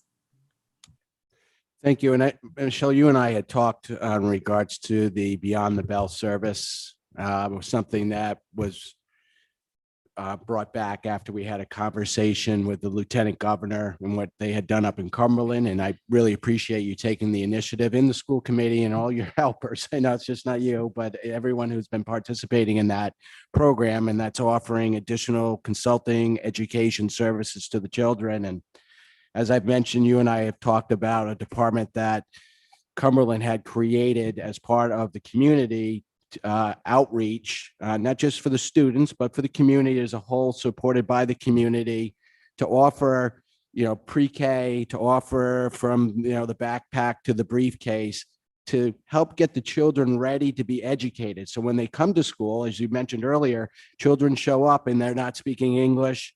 They're not familiar with the system. They might not be familiar with how we're teaching here. And so then our teachers in the school spend time getting these children up to speed and then getting them into the classroom ready to be educated. And this is sort of the program that they had offered up in Cumberland after we had brought it, the lieutenant governor, now the governor, to our town council meeting. You folks took the initiative and brought this program back. So again, thank you for that. And so, but when we talked probably a month and a half ago, in regards to my endeavors of working with Cumberland and working with the governor, and they're very interested in municipalities creating this department to work closely with the schools, but also to teach young adults and adults who need these types of services as education, because a well-rounded educated population and community goes a long way to quality of life. Okay, so this is a department that we're talking about what services we can outreach to our community with. But Michelle, when we talked, you had mentioned that things were going great, but there were certain areas that you did need more help with. I think it was more the pre-K, and also, again, when it comes to the back, the older children, when it comes to career orientation, trade, things like that. Has that changed with all this funding you're getting from the feds? Or can you update me on that? So I believe strongly that, just lowering the volume. So I believe strongly that the ESR $2, then the $3 are going to have some effect on our programming. However, I think I identified 3 areas that the Cumberland program has that we'd like to aspire and grow with. We think we have a great foundation. We have a very similar mission with Cumberland's programs. We have a lot of matching programming with Cumberland, as far as our STEAM programs, as far as our vacation camps, as far as our parent workshops, our school year programming, our community partnerships. But what we don't have that Cumberland has, and that we'd like to expand to, and I will say, we've had after school programming and summer programming since I can remember, and I've been here since '99. But I feel like in the last 5 or 6 years, we've really tried to ramp that up. But some of the areas that I would like to see us work towards are, number one, improving our early childhood education piece, and that's a Cumberland component that they have. We have a relationship with Head Start. We have some pre-K to K transitions planned for this summer. So we're working on that, but they have a pretty robust early childhood education program that I am inspired by. They also have, and I've mentioned this before, that backpack to briefcase program. Now, a lot of those pieces are done during the school day in our high school. We talk about wellness habits. We talk about career advising. We talk about college planning. That happens at Middletown High School. But I love the idea of creating a youth sort of support for after hours, where all of those ideas can be offered to families and to students. So that's another area of expansion that we are completely on board with. And then the third area of expansion that I think the Cumberland program offers that we could mirror is their Leadership Academy. That's another area that I feel would be very valuable for us. All of these could be expanded with dollars. Again, we've just gotten the initial application for the first round of funding. I'm anticipating that the ESR funds, ESR 3 funds, we're hearing that a lot of them are going to be geared towards after school programming, and this kind of a plan would work well towards that. But until we see the application and understand what the dollars look like, I think we're kind of left doing some wishing, because we don't have the funds right now to extend this. And I mean, I think we've talked about our ESR 2 funds in maintaining a lot of the programming we have, but not expanding all of it. And when we have the dollars, we are ready to expand. And I think that, if we look at our mission statements for both the Cumberland program and ours, we're along the same lines. We'd love to do some collaboration on that because we have the same beliefs. It really is important to offer those kinds of programs for students outside of the school day. So I'm on board with that. And I know that Superintendent Krager is as well. We Thank you very much. we can share some slides with you. I will send them to Sean, where we've done a crosswalk of the Cumberland program and our Beyond the Bell program. So it presents a very clear visual when you look at the mission statement, when you look at the programming. I mean, we do some leadership with the Boys and Girls Club. What we do is we really tap our partners in the community. Before COVID, the Boys and Girls Club would work with our high school students, identify leaders within the school, and also the Anchor Academy, the 9th grade, and bring them to their camp across the bay there and provide some leadership training, ongoing leadership training, not a one and done type of program. But we'll share these slides with you because you'll see the strong connection and what we're doing with Beyond the Bell, and not to create redundancy. So if there are any dollars, again, that the town is looking at, as Michelle said, it would help us expand our program.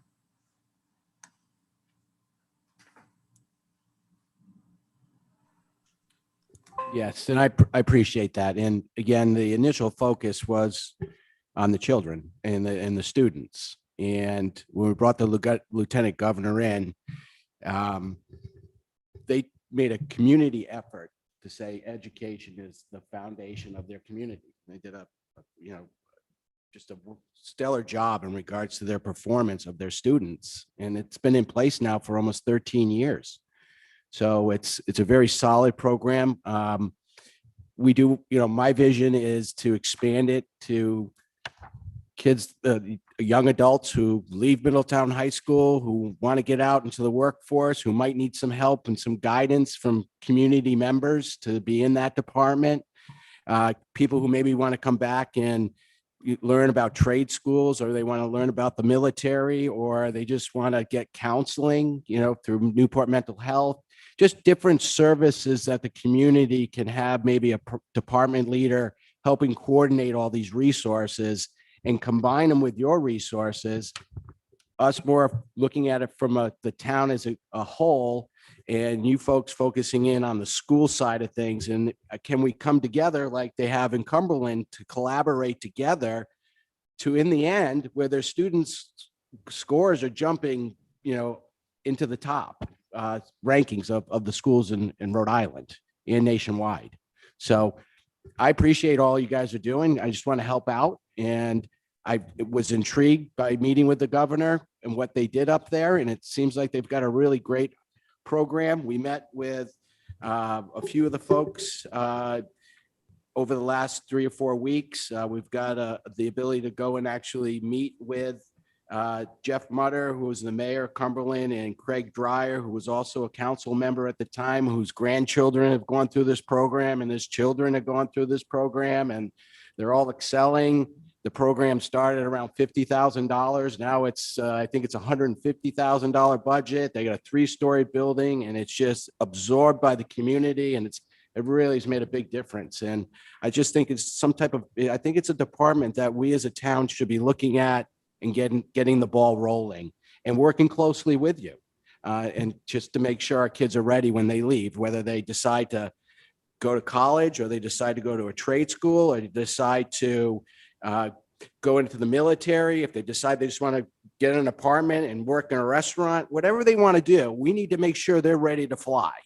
And I know that's your goals as well. So we just want to help with that and help monitor them after they leave high school. I hope that this department can help them grow through their college careers, or if they come back and they need to put a resume together. Let's stay in touch with our students, because then we'll really know how did we succeed in high school and elementary, tracking them when they get out of school. I think that's so important to stay involved. And so I'm excited about it. I'm hoping that there's folks on the council that will help me put some dollars into this budget. Right now, there's no money in the budget. We did form the budget or the department within the budget. I know Sean had put some dollar amounts in there, but I'd like to talk about it at some point, Mr. President, whenever you think the timing's right. Okay, Paul, Well, can I speak? yes. Hi, everybody. Thank you for the opportunity to speak. First, I want to say thank you for the track. I know Rosemarie had mentioned that, but I was on the meeting the other day and it's greatly appreciated. I think our community, not just our students, are going to benefit that, but our community will benefit. It's highly used with the lighting and everything that's been provided over the years, and with Solvay doing the turf, it's a great opportunity to get this done for the safety and well-being and the health of our community and our students. So thank you for that support. I also want to say thank you to the council and the town for all the support during COVID. It's been a trying year for everybody, very difficult for our students and our staff, but we thank the town immensely for the support, and especially with the fire department helping with the clinic. That's been a great thing for getting our students and our staff vaccinated and moving in the right direction. I just want to comment, if you don't mind, Dennis. I just want to say that program in Cumberland sounds like a fabulous idea. My concern is that we don't want to duplicate services. I think that enhancing what we have as a district, since we have most of those services except for those few things that Michelle mentioned, it would be a great opportunity to collaborate and enhance what we already have rather than a new department, which would be more costly with staff, benefits, potential facility costs, things of that nature. Whereas we already have this ball rolling, we don't want to I don't know if it's great to reinvent the wheel. So maybe something that that we could certainly talk about with the town. Also, Cumberland doesn't have a Beyond the Bill program, so that's something that we already have that's existing, which is different from what they have. So maybe that's why what they're providing is slightly different. But it is certainly dollars that could enhance what we're already providing for our students. So, but it's great information, and I think that our community would certainly benefit from some enhancement or something of that nature. Just to build on what Teresa said, I wonder when the Mayor McGee, now governor, formulated the program, and I do vaguely remember when it happened. I just wonder whether the school system did not have a, as Teresa said, a program to meet the needs of preschool, the after school. And, you know, that was the genesis for forming that program. That would be an interesting question to ask the governor. In our summer program as well. In the summer program, right. And we also have our adult learning program, which is through our school district. So we do have resume writing. I mean, all of those things now are incorporated into our classroom activities, which is great with our English courses and our history course. English classes. Students are getting that resume writing in our CTE programs and PTLW, things like that. Yes. Mr. President? No, it was in 2007 is when he formed the program. So, but I don't know if they had a Beyond the Bell at that time. So I can look into that and get that question answered. But I do know one of then at that point was they were offering year-round education. They're working before school, after school, and it was to collaborate. And he did say initially the school didn't think it was a good thing to do, but now that the program is in place, they think it's great because the children are showing up ready to be educated, and and there's just additional services they're offering. So, and the community is helping with it. It's the community who's coming, retired teachers, people who are coming and teaching, different languages, and also working with healthcare, mental health, physical health, things along those lines. So there's a lot of different services that they're offering. And so I think that's these two together, I think, make a good combination. I think 1 and 1 will make 3 and not just 1, you know, so that's just my drive behind it. So I appreciate all the insight. I appreciate all the effort. I love it. I mean, Michelle, every time I talk to her, I'm all excited about what you're doing after school for these children and getting, helping them with their homework or helping them get, through every day. And the teachers are stepping up. I know that, in helping with this. And I think it's awesome. And I'd like to hear about the results of what you've seen over the last few years from what you've been doing. Is it working? And if, and how we can help you. And you gave me 3 things that maybe I can hook my teeth into a little bit to try to help out with. All right, I just want to remind everybody that we're just talking about budget tonight. I know this is potentially part of that. Let's kind of stay within the budget guidelines or purview of budget. Council Yeah. Flynn. Oh, thank you, Mr. President. And, I didn't want to repeat what I mentioned on Monday, but I just want to remind everyone, the buzzwords in our conversations about how do we help our community, our students, our teachers, our families, because everybody is, experience that toxic stress. Certainly our students with the learning loss. There's the whole goal is to start talking about how to fill the gaps, to make sure that there's no duplication of efforts, that we are complementing and supporting existing efforts with this town department. The conversation is that no matter what program's rolling, whether it's with the school department, whether it's with Newport Mental Health, whether it's with the Middletown Prevention Coalition or the adult education, everyone will probably identify, oh, what we could really use? And they're going to give you a list, just like Ms. Fonseca did. The goal is to help the existing programs fill the gaps, because everybody has a really tough job and they can't do it alone. The community has the responsibility to help. So as Councilor Toronto said, we want to help. And we want to make sure, after surveying everybody, that we can fill those gaps, because this year, more than ever, coming out of COVID, all of the students and families and teachers, every community individual is really going to need it. So that's the whole goal, really. And we are working together, and, it'll be a great collaboration with a lot of community partnerships and, to get us, as Councilor Toronto said, to that next higher level. When the tide comes in, all the boats rise. And this is a perfect community to experience that. Thank you. Thank you, Council Flynn. One of the things I see evolving here is, as far as budget goes, and I'm trying to stay within the budget discussion on the department that Councilor Toronto is created and the council approved, and then the Beyond the Bell program. It all comes down to dollars, right? And everyone's intentions are good. So where do those dollars come from? Right? And that's what needs to be decided. So are we taking money away from the school dollars to fund this, or because it's education? So where does that come from? And how is that going to work? And are we really prepared at this time to go forward? Do we have enough data or information to make an informed decision of, yes, this is what we need. This needs to be the structure. I know Sean proposed some numbers the other day, which, I'm sure he did his homework. It seemed high to me. I certainly wasn't ready to swallow those dollars in this budget.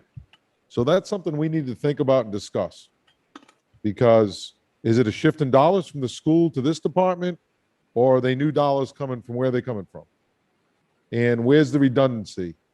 And, we just need to work that out. And what I think really needs to happen, and Dennis's intentions, he's working hard, and Terry, they're running off in directions and talking to people. And how do we know as a group that the information is that, the other day, the information, Terry, you were kind enough to share it with us, we don't have that information. I'm not sure, and it's not a knock on anybody. I'm just saying, I'm not sure we're at the point we're ready for to say, yeah, let's put some money toward that. Is it great intentions? Could it work great? Sure it could, one of the things I'd really like to see is I'd like to see the school department and the administration. This isn't a knock on you, Rosemary, or the school committee or anybody. We had that conversation today. Was I'd like to see us as a town with the school step up and say to the state, we're not doing these mandates. Why can't we look at what Massachusetts is doing? They're number one in the country in education. They're 20 minutes up the road. Number one in the country. And where, I don't know, I just Googled it. It's one of the things I was doing when Dennis was talking. And it said Rhode Island was 27th and one, I guess who you Google, whatever, who you click on, one said 27th in the country and one said 39th or something. So I'm not sure. So Rhode Island, there's good school districts in Rhode Island. The top 5 are, Barrington, East Greenwich, North Kingstown, Narragansett, Portsmouth is number 5. So throwing dollars at education isn't always the answer. It's what we're doing with those dollars. We need to stop teaching kids to pass a test because the state tells us that's what we're being ranked on. We need to start saying, hey, we're going to do our own thing, or we're going to go look at somebody else that's performing and how they're doing it. And then, hey, if we need the dollars to do that and it's justifiable because we're going to be top performing, then great, let's do that. But to continue to ask for 4%, and I know why you do it, I get it. You're doing the best you can with what you have and the guidelines you have and to work within, I get it. We need to step outside of that as a community and say, Rhode Island, look, Rhode Island's not great in education. So let's go look at something else and see if we can be better at it. That's what we need to do. Look, the only thing I'll say it again, I agreed with Trump, was build the wall around the island and keep the state out because, while their intentions are good, there's a lot of bureaucracy and politics there. And, everyone has great intentions, but we're just trying to make everything better for our children. And again, dollars doesn't always cure that.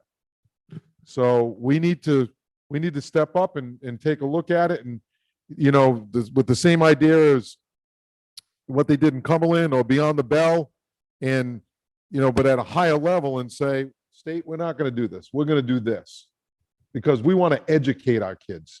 I know when I went to school, I thought I got a great education. And there wasn't all this going on now. So I know I'm going off a little bit and I apologize, but those are facts. And we can keep saying 4% every year and then come back and go, you're gonna get nothing or you're gonna get 1%, deal with it. Do the best you can because we're balancing something else on this side as well. So I think we need to kind of take a look at that and see where it goes and not be afraid to, I saw a thing on a wall, I think it's maybe in my old office in the company I used to work for, and it said, you can't steal second base. It was baseball reference. When your feet are stuck on first. I have that. You can't get the second. And that's what we need to do. So I have- anyway, sorry for my rant, but I'm very passionate about that. And, I have you know, that it's- poster in my office.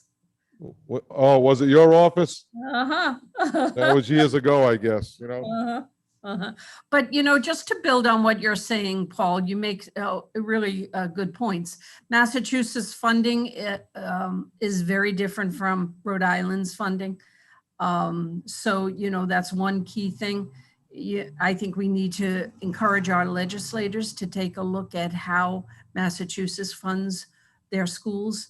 There's a threshold that each community needs to give their school departments.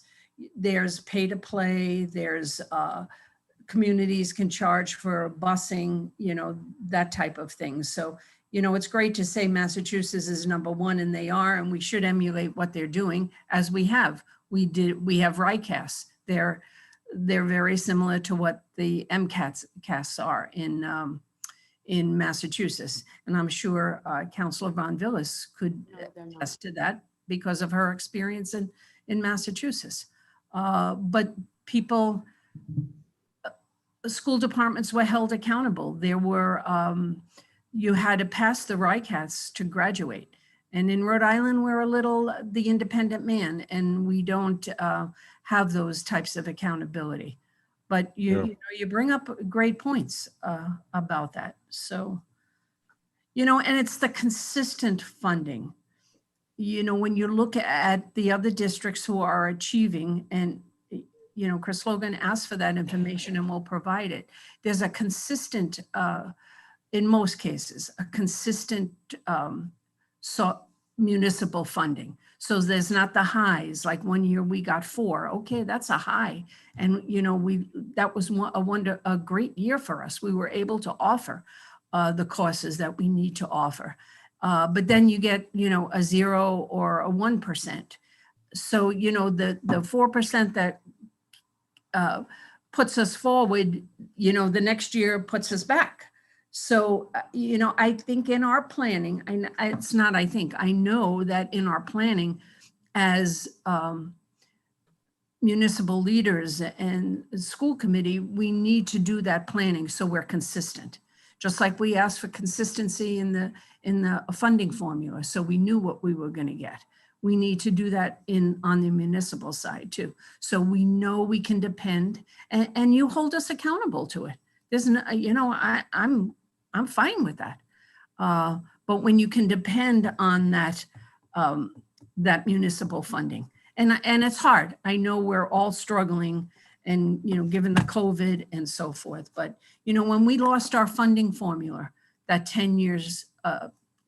11 years ago, and we knew that we were going to lose consistently, did we really sit down with each other and say, how do we plan for this?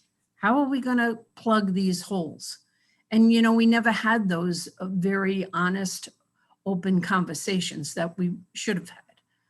So, the should have, could have, but we're beyond that now. And here's an opportunity with our school committee and our town council to really do some planning and, creative planning so that we are consistent with the funding. Okay. So I have a couple of questions. I want to go back to the comparison with special ed. I know Newport's not in the program, and I kind of asked the wrong question. How do they work, special ed, and what are their costs? Because their demographics are very similar to ours. I'm just interested in that comparison. Mm-hmm. Well, they are a department. I can get you their per pupil costs. I don't have that data in front of me. I could search it now on the Department of Ed, but Okay. What their out of district placement costs are compared to ours. We know that we have some of Newport students coming to our transition program at the 18 to 22 program. We also have some of the students doing our Project Search program that's at Newport Hospital. But I'll get you that data and share it with Sean. Yeah, because I look at it, and the towns on either side of us aren't in the program. Mm-hmm. So there's got to be a reason they're not in the program. I'd like to compare and see why. Mhm. Okay.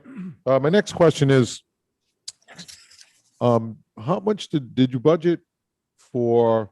I'm sure you budgeted for continued cleaning of COVID supplies or disinfectant. You said you're cleaning at a wild rate, I think you said, or something like that. So how much did you budget for that? Is that in this? I'm sure that's in this budget, correct? Or are you using some type of federal dollars for that? Well, we did use federal dollars, and we used what the town council gave us. You gave us a allocation for half of the year, 121. So we used those dollars. Also, the state was giving away free,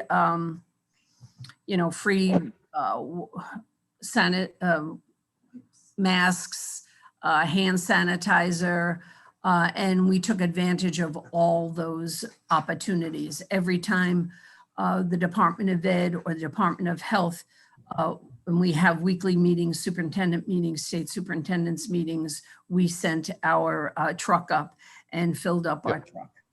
Same with the HEPA filters, the air filters. We did purchase some, but they, state had some. So I'm looking in the budget for cleaning supplies, and if I can't find that now. It's the last page, on page 311. The fourth line, custodial. We budget a 4% increase. It's on page 311. We budget a 4% increase for custodial supplies, which would include those chemicals that we need to use to spray and disinfect. 3,100 more than the prior year. Okay, Yeah.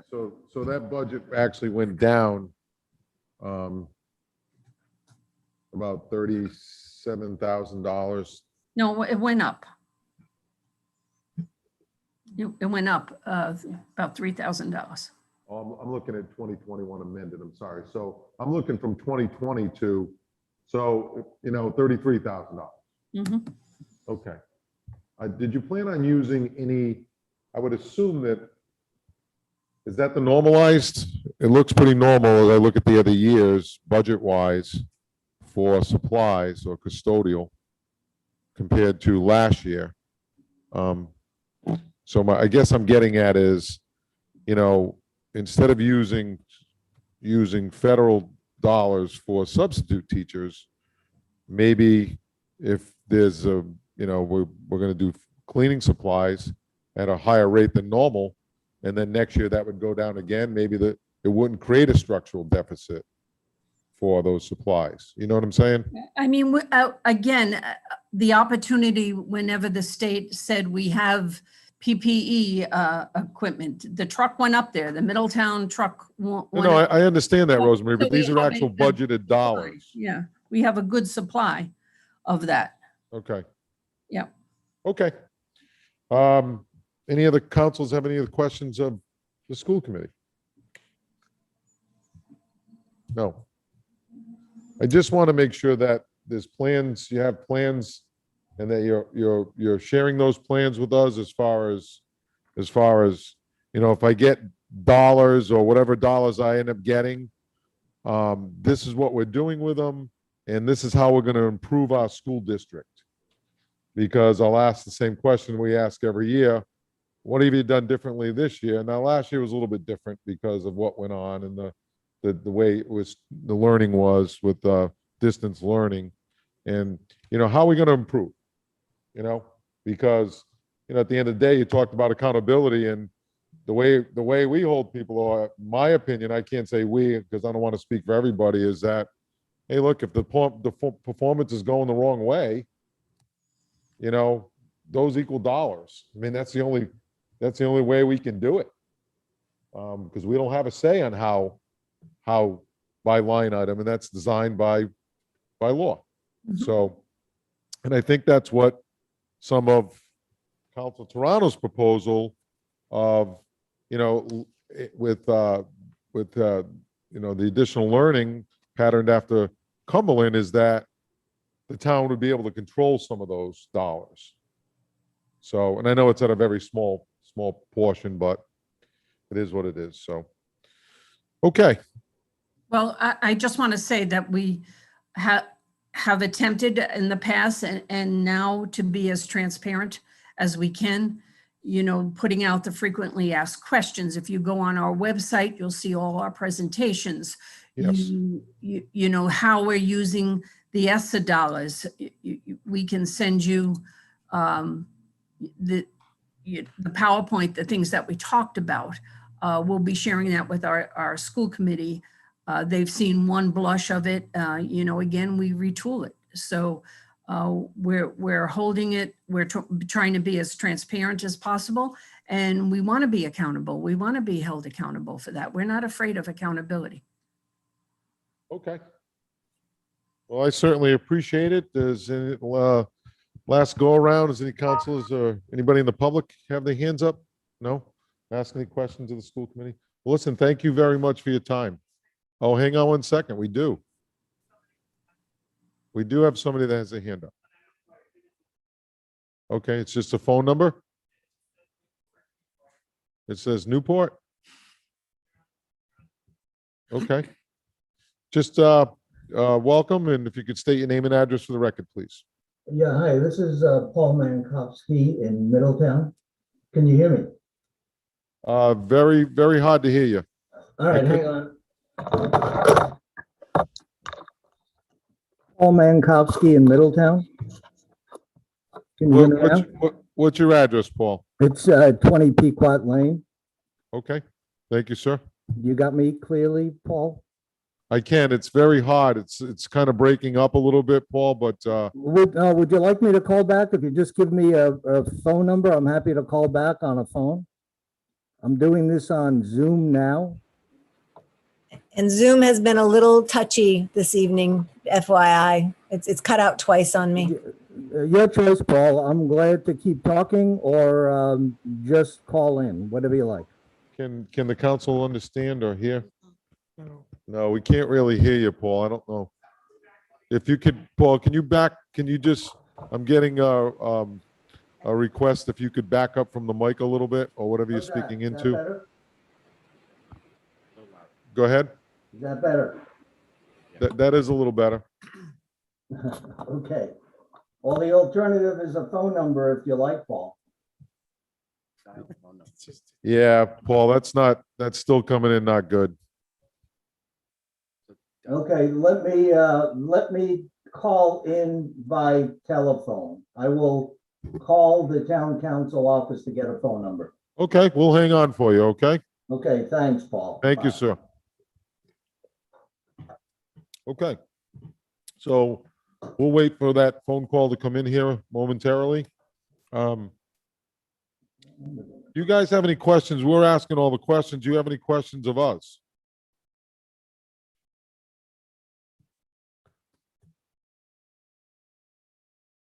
I'll take that as a no. Okay. No, I don't have any questions for the town council. You know, we hopefully Okay. presented a clear case for you to support the budget the way we have presented it and the why. Okay. All right, excellent.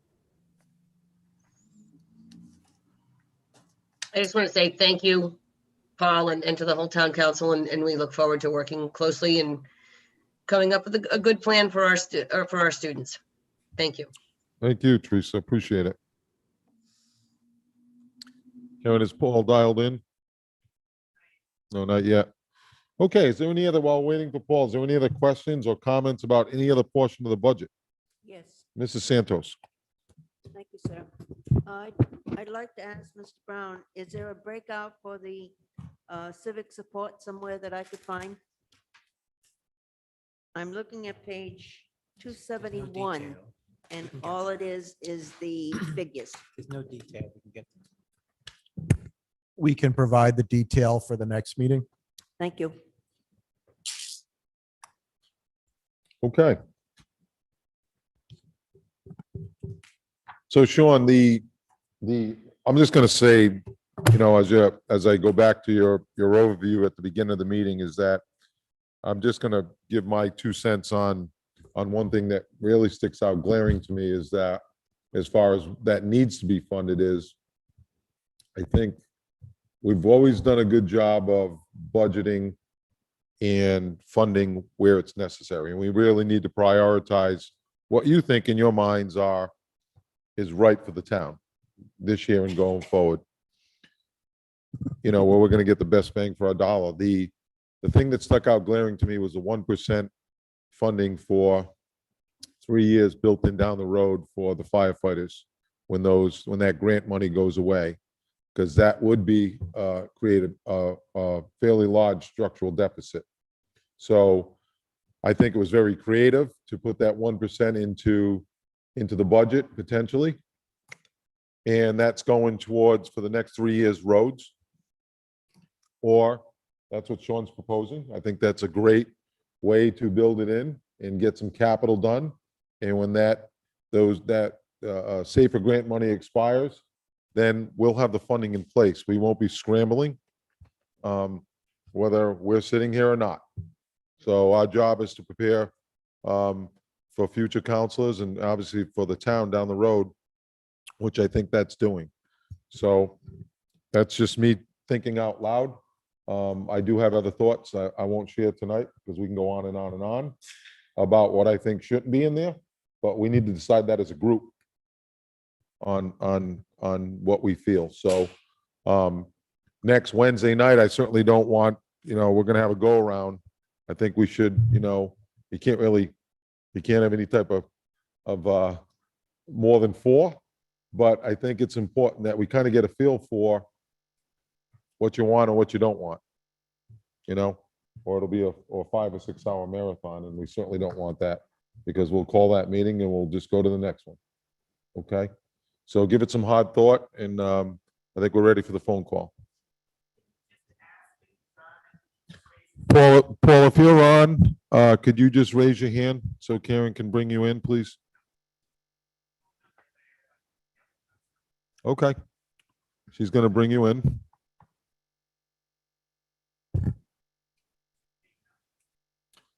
Can you hear us, Paul? Just unmute yourself, please. I can hear you, Paul. Can you hear me? We can, sir. Go right ahead. Much better. Thank you. Okay. Yeah, it took a bit, but I managed to dial in. Let me just give me a second. Ask a couple of questions. We talked. You talked last week and this week about the other towns that appeared to do better, and Barrington was one of them. I did some research and note that Barrington is number 2 out of 64 in the state, and Middletown is 23 out of 64 in the state. But when you look at Barrington nationally, and I don't have the data in front of me, I'm trying to get it, is about 262 out of 18,000, and Middletown is 5,700 out of 18,000. So when you look at the disparity in placement in the state, it seems that, first, third, or top half, or whatever. But when you look at it nationally, it's significant. And the other thing that's missing from that discussion is the fact that Barrington's per student cost is 15 to 20% less than Middletown's. So you can look at town contribution, you can look at the money that you throw at the problem, but you still can't get to the bottom of the fact that in a Barrington-Middletown comparison, Barrington is heads and shoulders above Middletown for less money. And that goes back into something that you said, Paul, that throwing money at the problem doesn't always solve it. The next thing is last week, and I hope it's in your frequently asked questions, last week you asked for a breakout of the $10 million bond that was issued by the town a couple of years ago. I haven't seen anything publicly, nor have I looked in the last day on the website. I hope that you guys have it, because the town should have an accounting for it. It's nice also that you guys approved the track at Gaudet.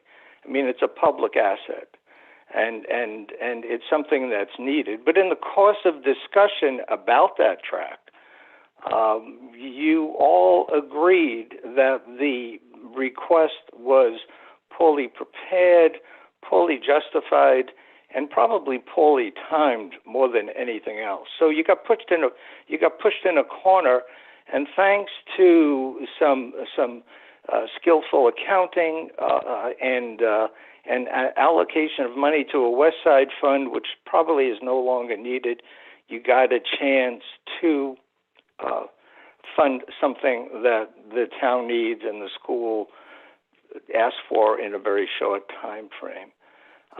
So the fact that it was poor, the fact that it was poorly justified, poorly timed, there's no consequence for the school department. They'll just come back and continue to do things like that, I believe. The other thing that's interesting about the school's request for 4% is that 50% of their students don't meet expectations, whatever meeting expectations means, or greater than 50% don't meet expectations. And the result of that is continuing to throw money and see very little, if any, marginal improvement. The question is that sustainable? I mean, we keep talking about improving, keep talking about programs, we keep talking about better, getting better, but it doesn't really happen, or at least I haven't seen it happen. Two more things. This department, the school department, has a history of deception. I call into focus the bonuses question of a couple of years ago and the computers of a couple of years ago. They have a history of retaliation against school department employees, Unfair Labor Practice Act decisions of a couple of years ago. And again, you know, it's nice to hear the good intentions, and I know there are a lot of hardworking teachers in the school department. I question the administrative side and their focus and their performance. And finally, let me make two observations about the effect on community. The administration doesn't set an example that if I had a kid young enough to go to schools, I'd want them to follow. Very often, their material is full of errors, full of language errors, full of other errors. An example is the letter of transmission of the budget to you. Read that letter carefully, look at the last couple of paragraphs, tell me what doesn't make sense. And finally, what's interesting is I read the budget information that they provided, and it's nice to see some of the characteristics of a Middletown high school graduate, and they're admirable characteristics. But there are two things that are missing, and that's proficiency in technical and knowledge areas and how to be a responsible and responsive American citizen. And that's about it for me. Thank you for listening. Okay, Paul, thank you for calling in. Oh, you're welcome. Bye. Okay. Paul, Yes, ma'am. may I have the opportunity to respond to some of that? And I think Rosemary may want to also. Yeah, I mean, you can respond to it, Teresa, if you like. I will not in an argumentative way, I promise. Okay. I just want to clarify one thing in particular, and that is the Barrington comparison. As we had stated earlier in regards to per pupil cost, the demographics must be taken into consideration. Barrington is a different district than us. I don't know their low income levels, their homeless students, their hot lunch, free and reduced hot lunch. I don't know those numbers off the top of my head. But I do know what our numbers are, so that, as we discussed earlier, that is incorporated into our per pupil cost. I won't get into a lot of the other factors, but I'm going to just say that a lot of things that Mr. Minkowski said are not accurate. And I would be happy to clarify that, but I don't want to take up any more time. So it's up to you, Paula, where you want me to go with this. Okay, thank you, Teresa. Thank you. Rosemary, did you want to add anything? You're on mute. Sure. Mr. Minkowski brings these things up year after year, and he keeps not wanting us to move forward. I think our town council president and our town council has set a tone where we need to move forward to bring up bonuses and Computergate. That's behind us. Let's move forward as one. Yes, we need to improve. I'll own that.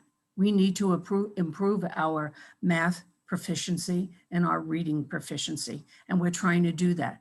We also need a consistent level, consistent funding from our town. We appreciate what they've given us, but we need to be consistent, as I said earlier on. You know, there are many things that Mr. Minkowski has brought up about retaliation, unfair labor. Why would a community member continue to stoke the fires when we need to move on. We need to heal.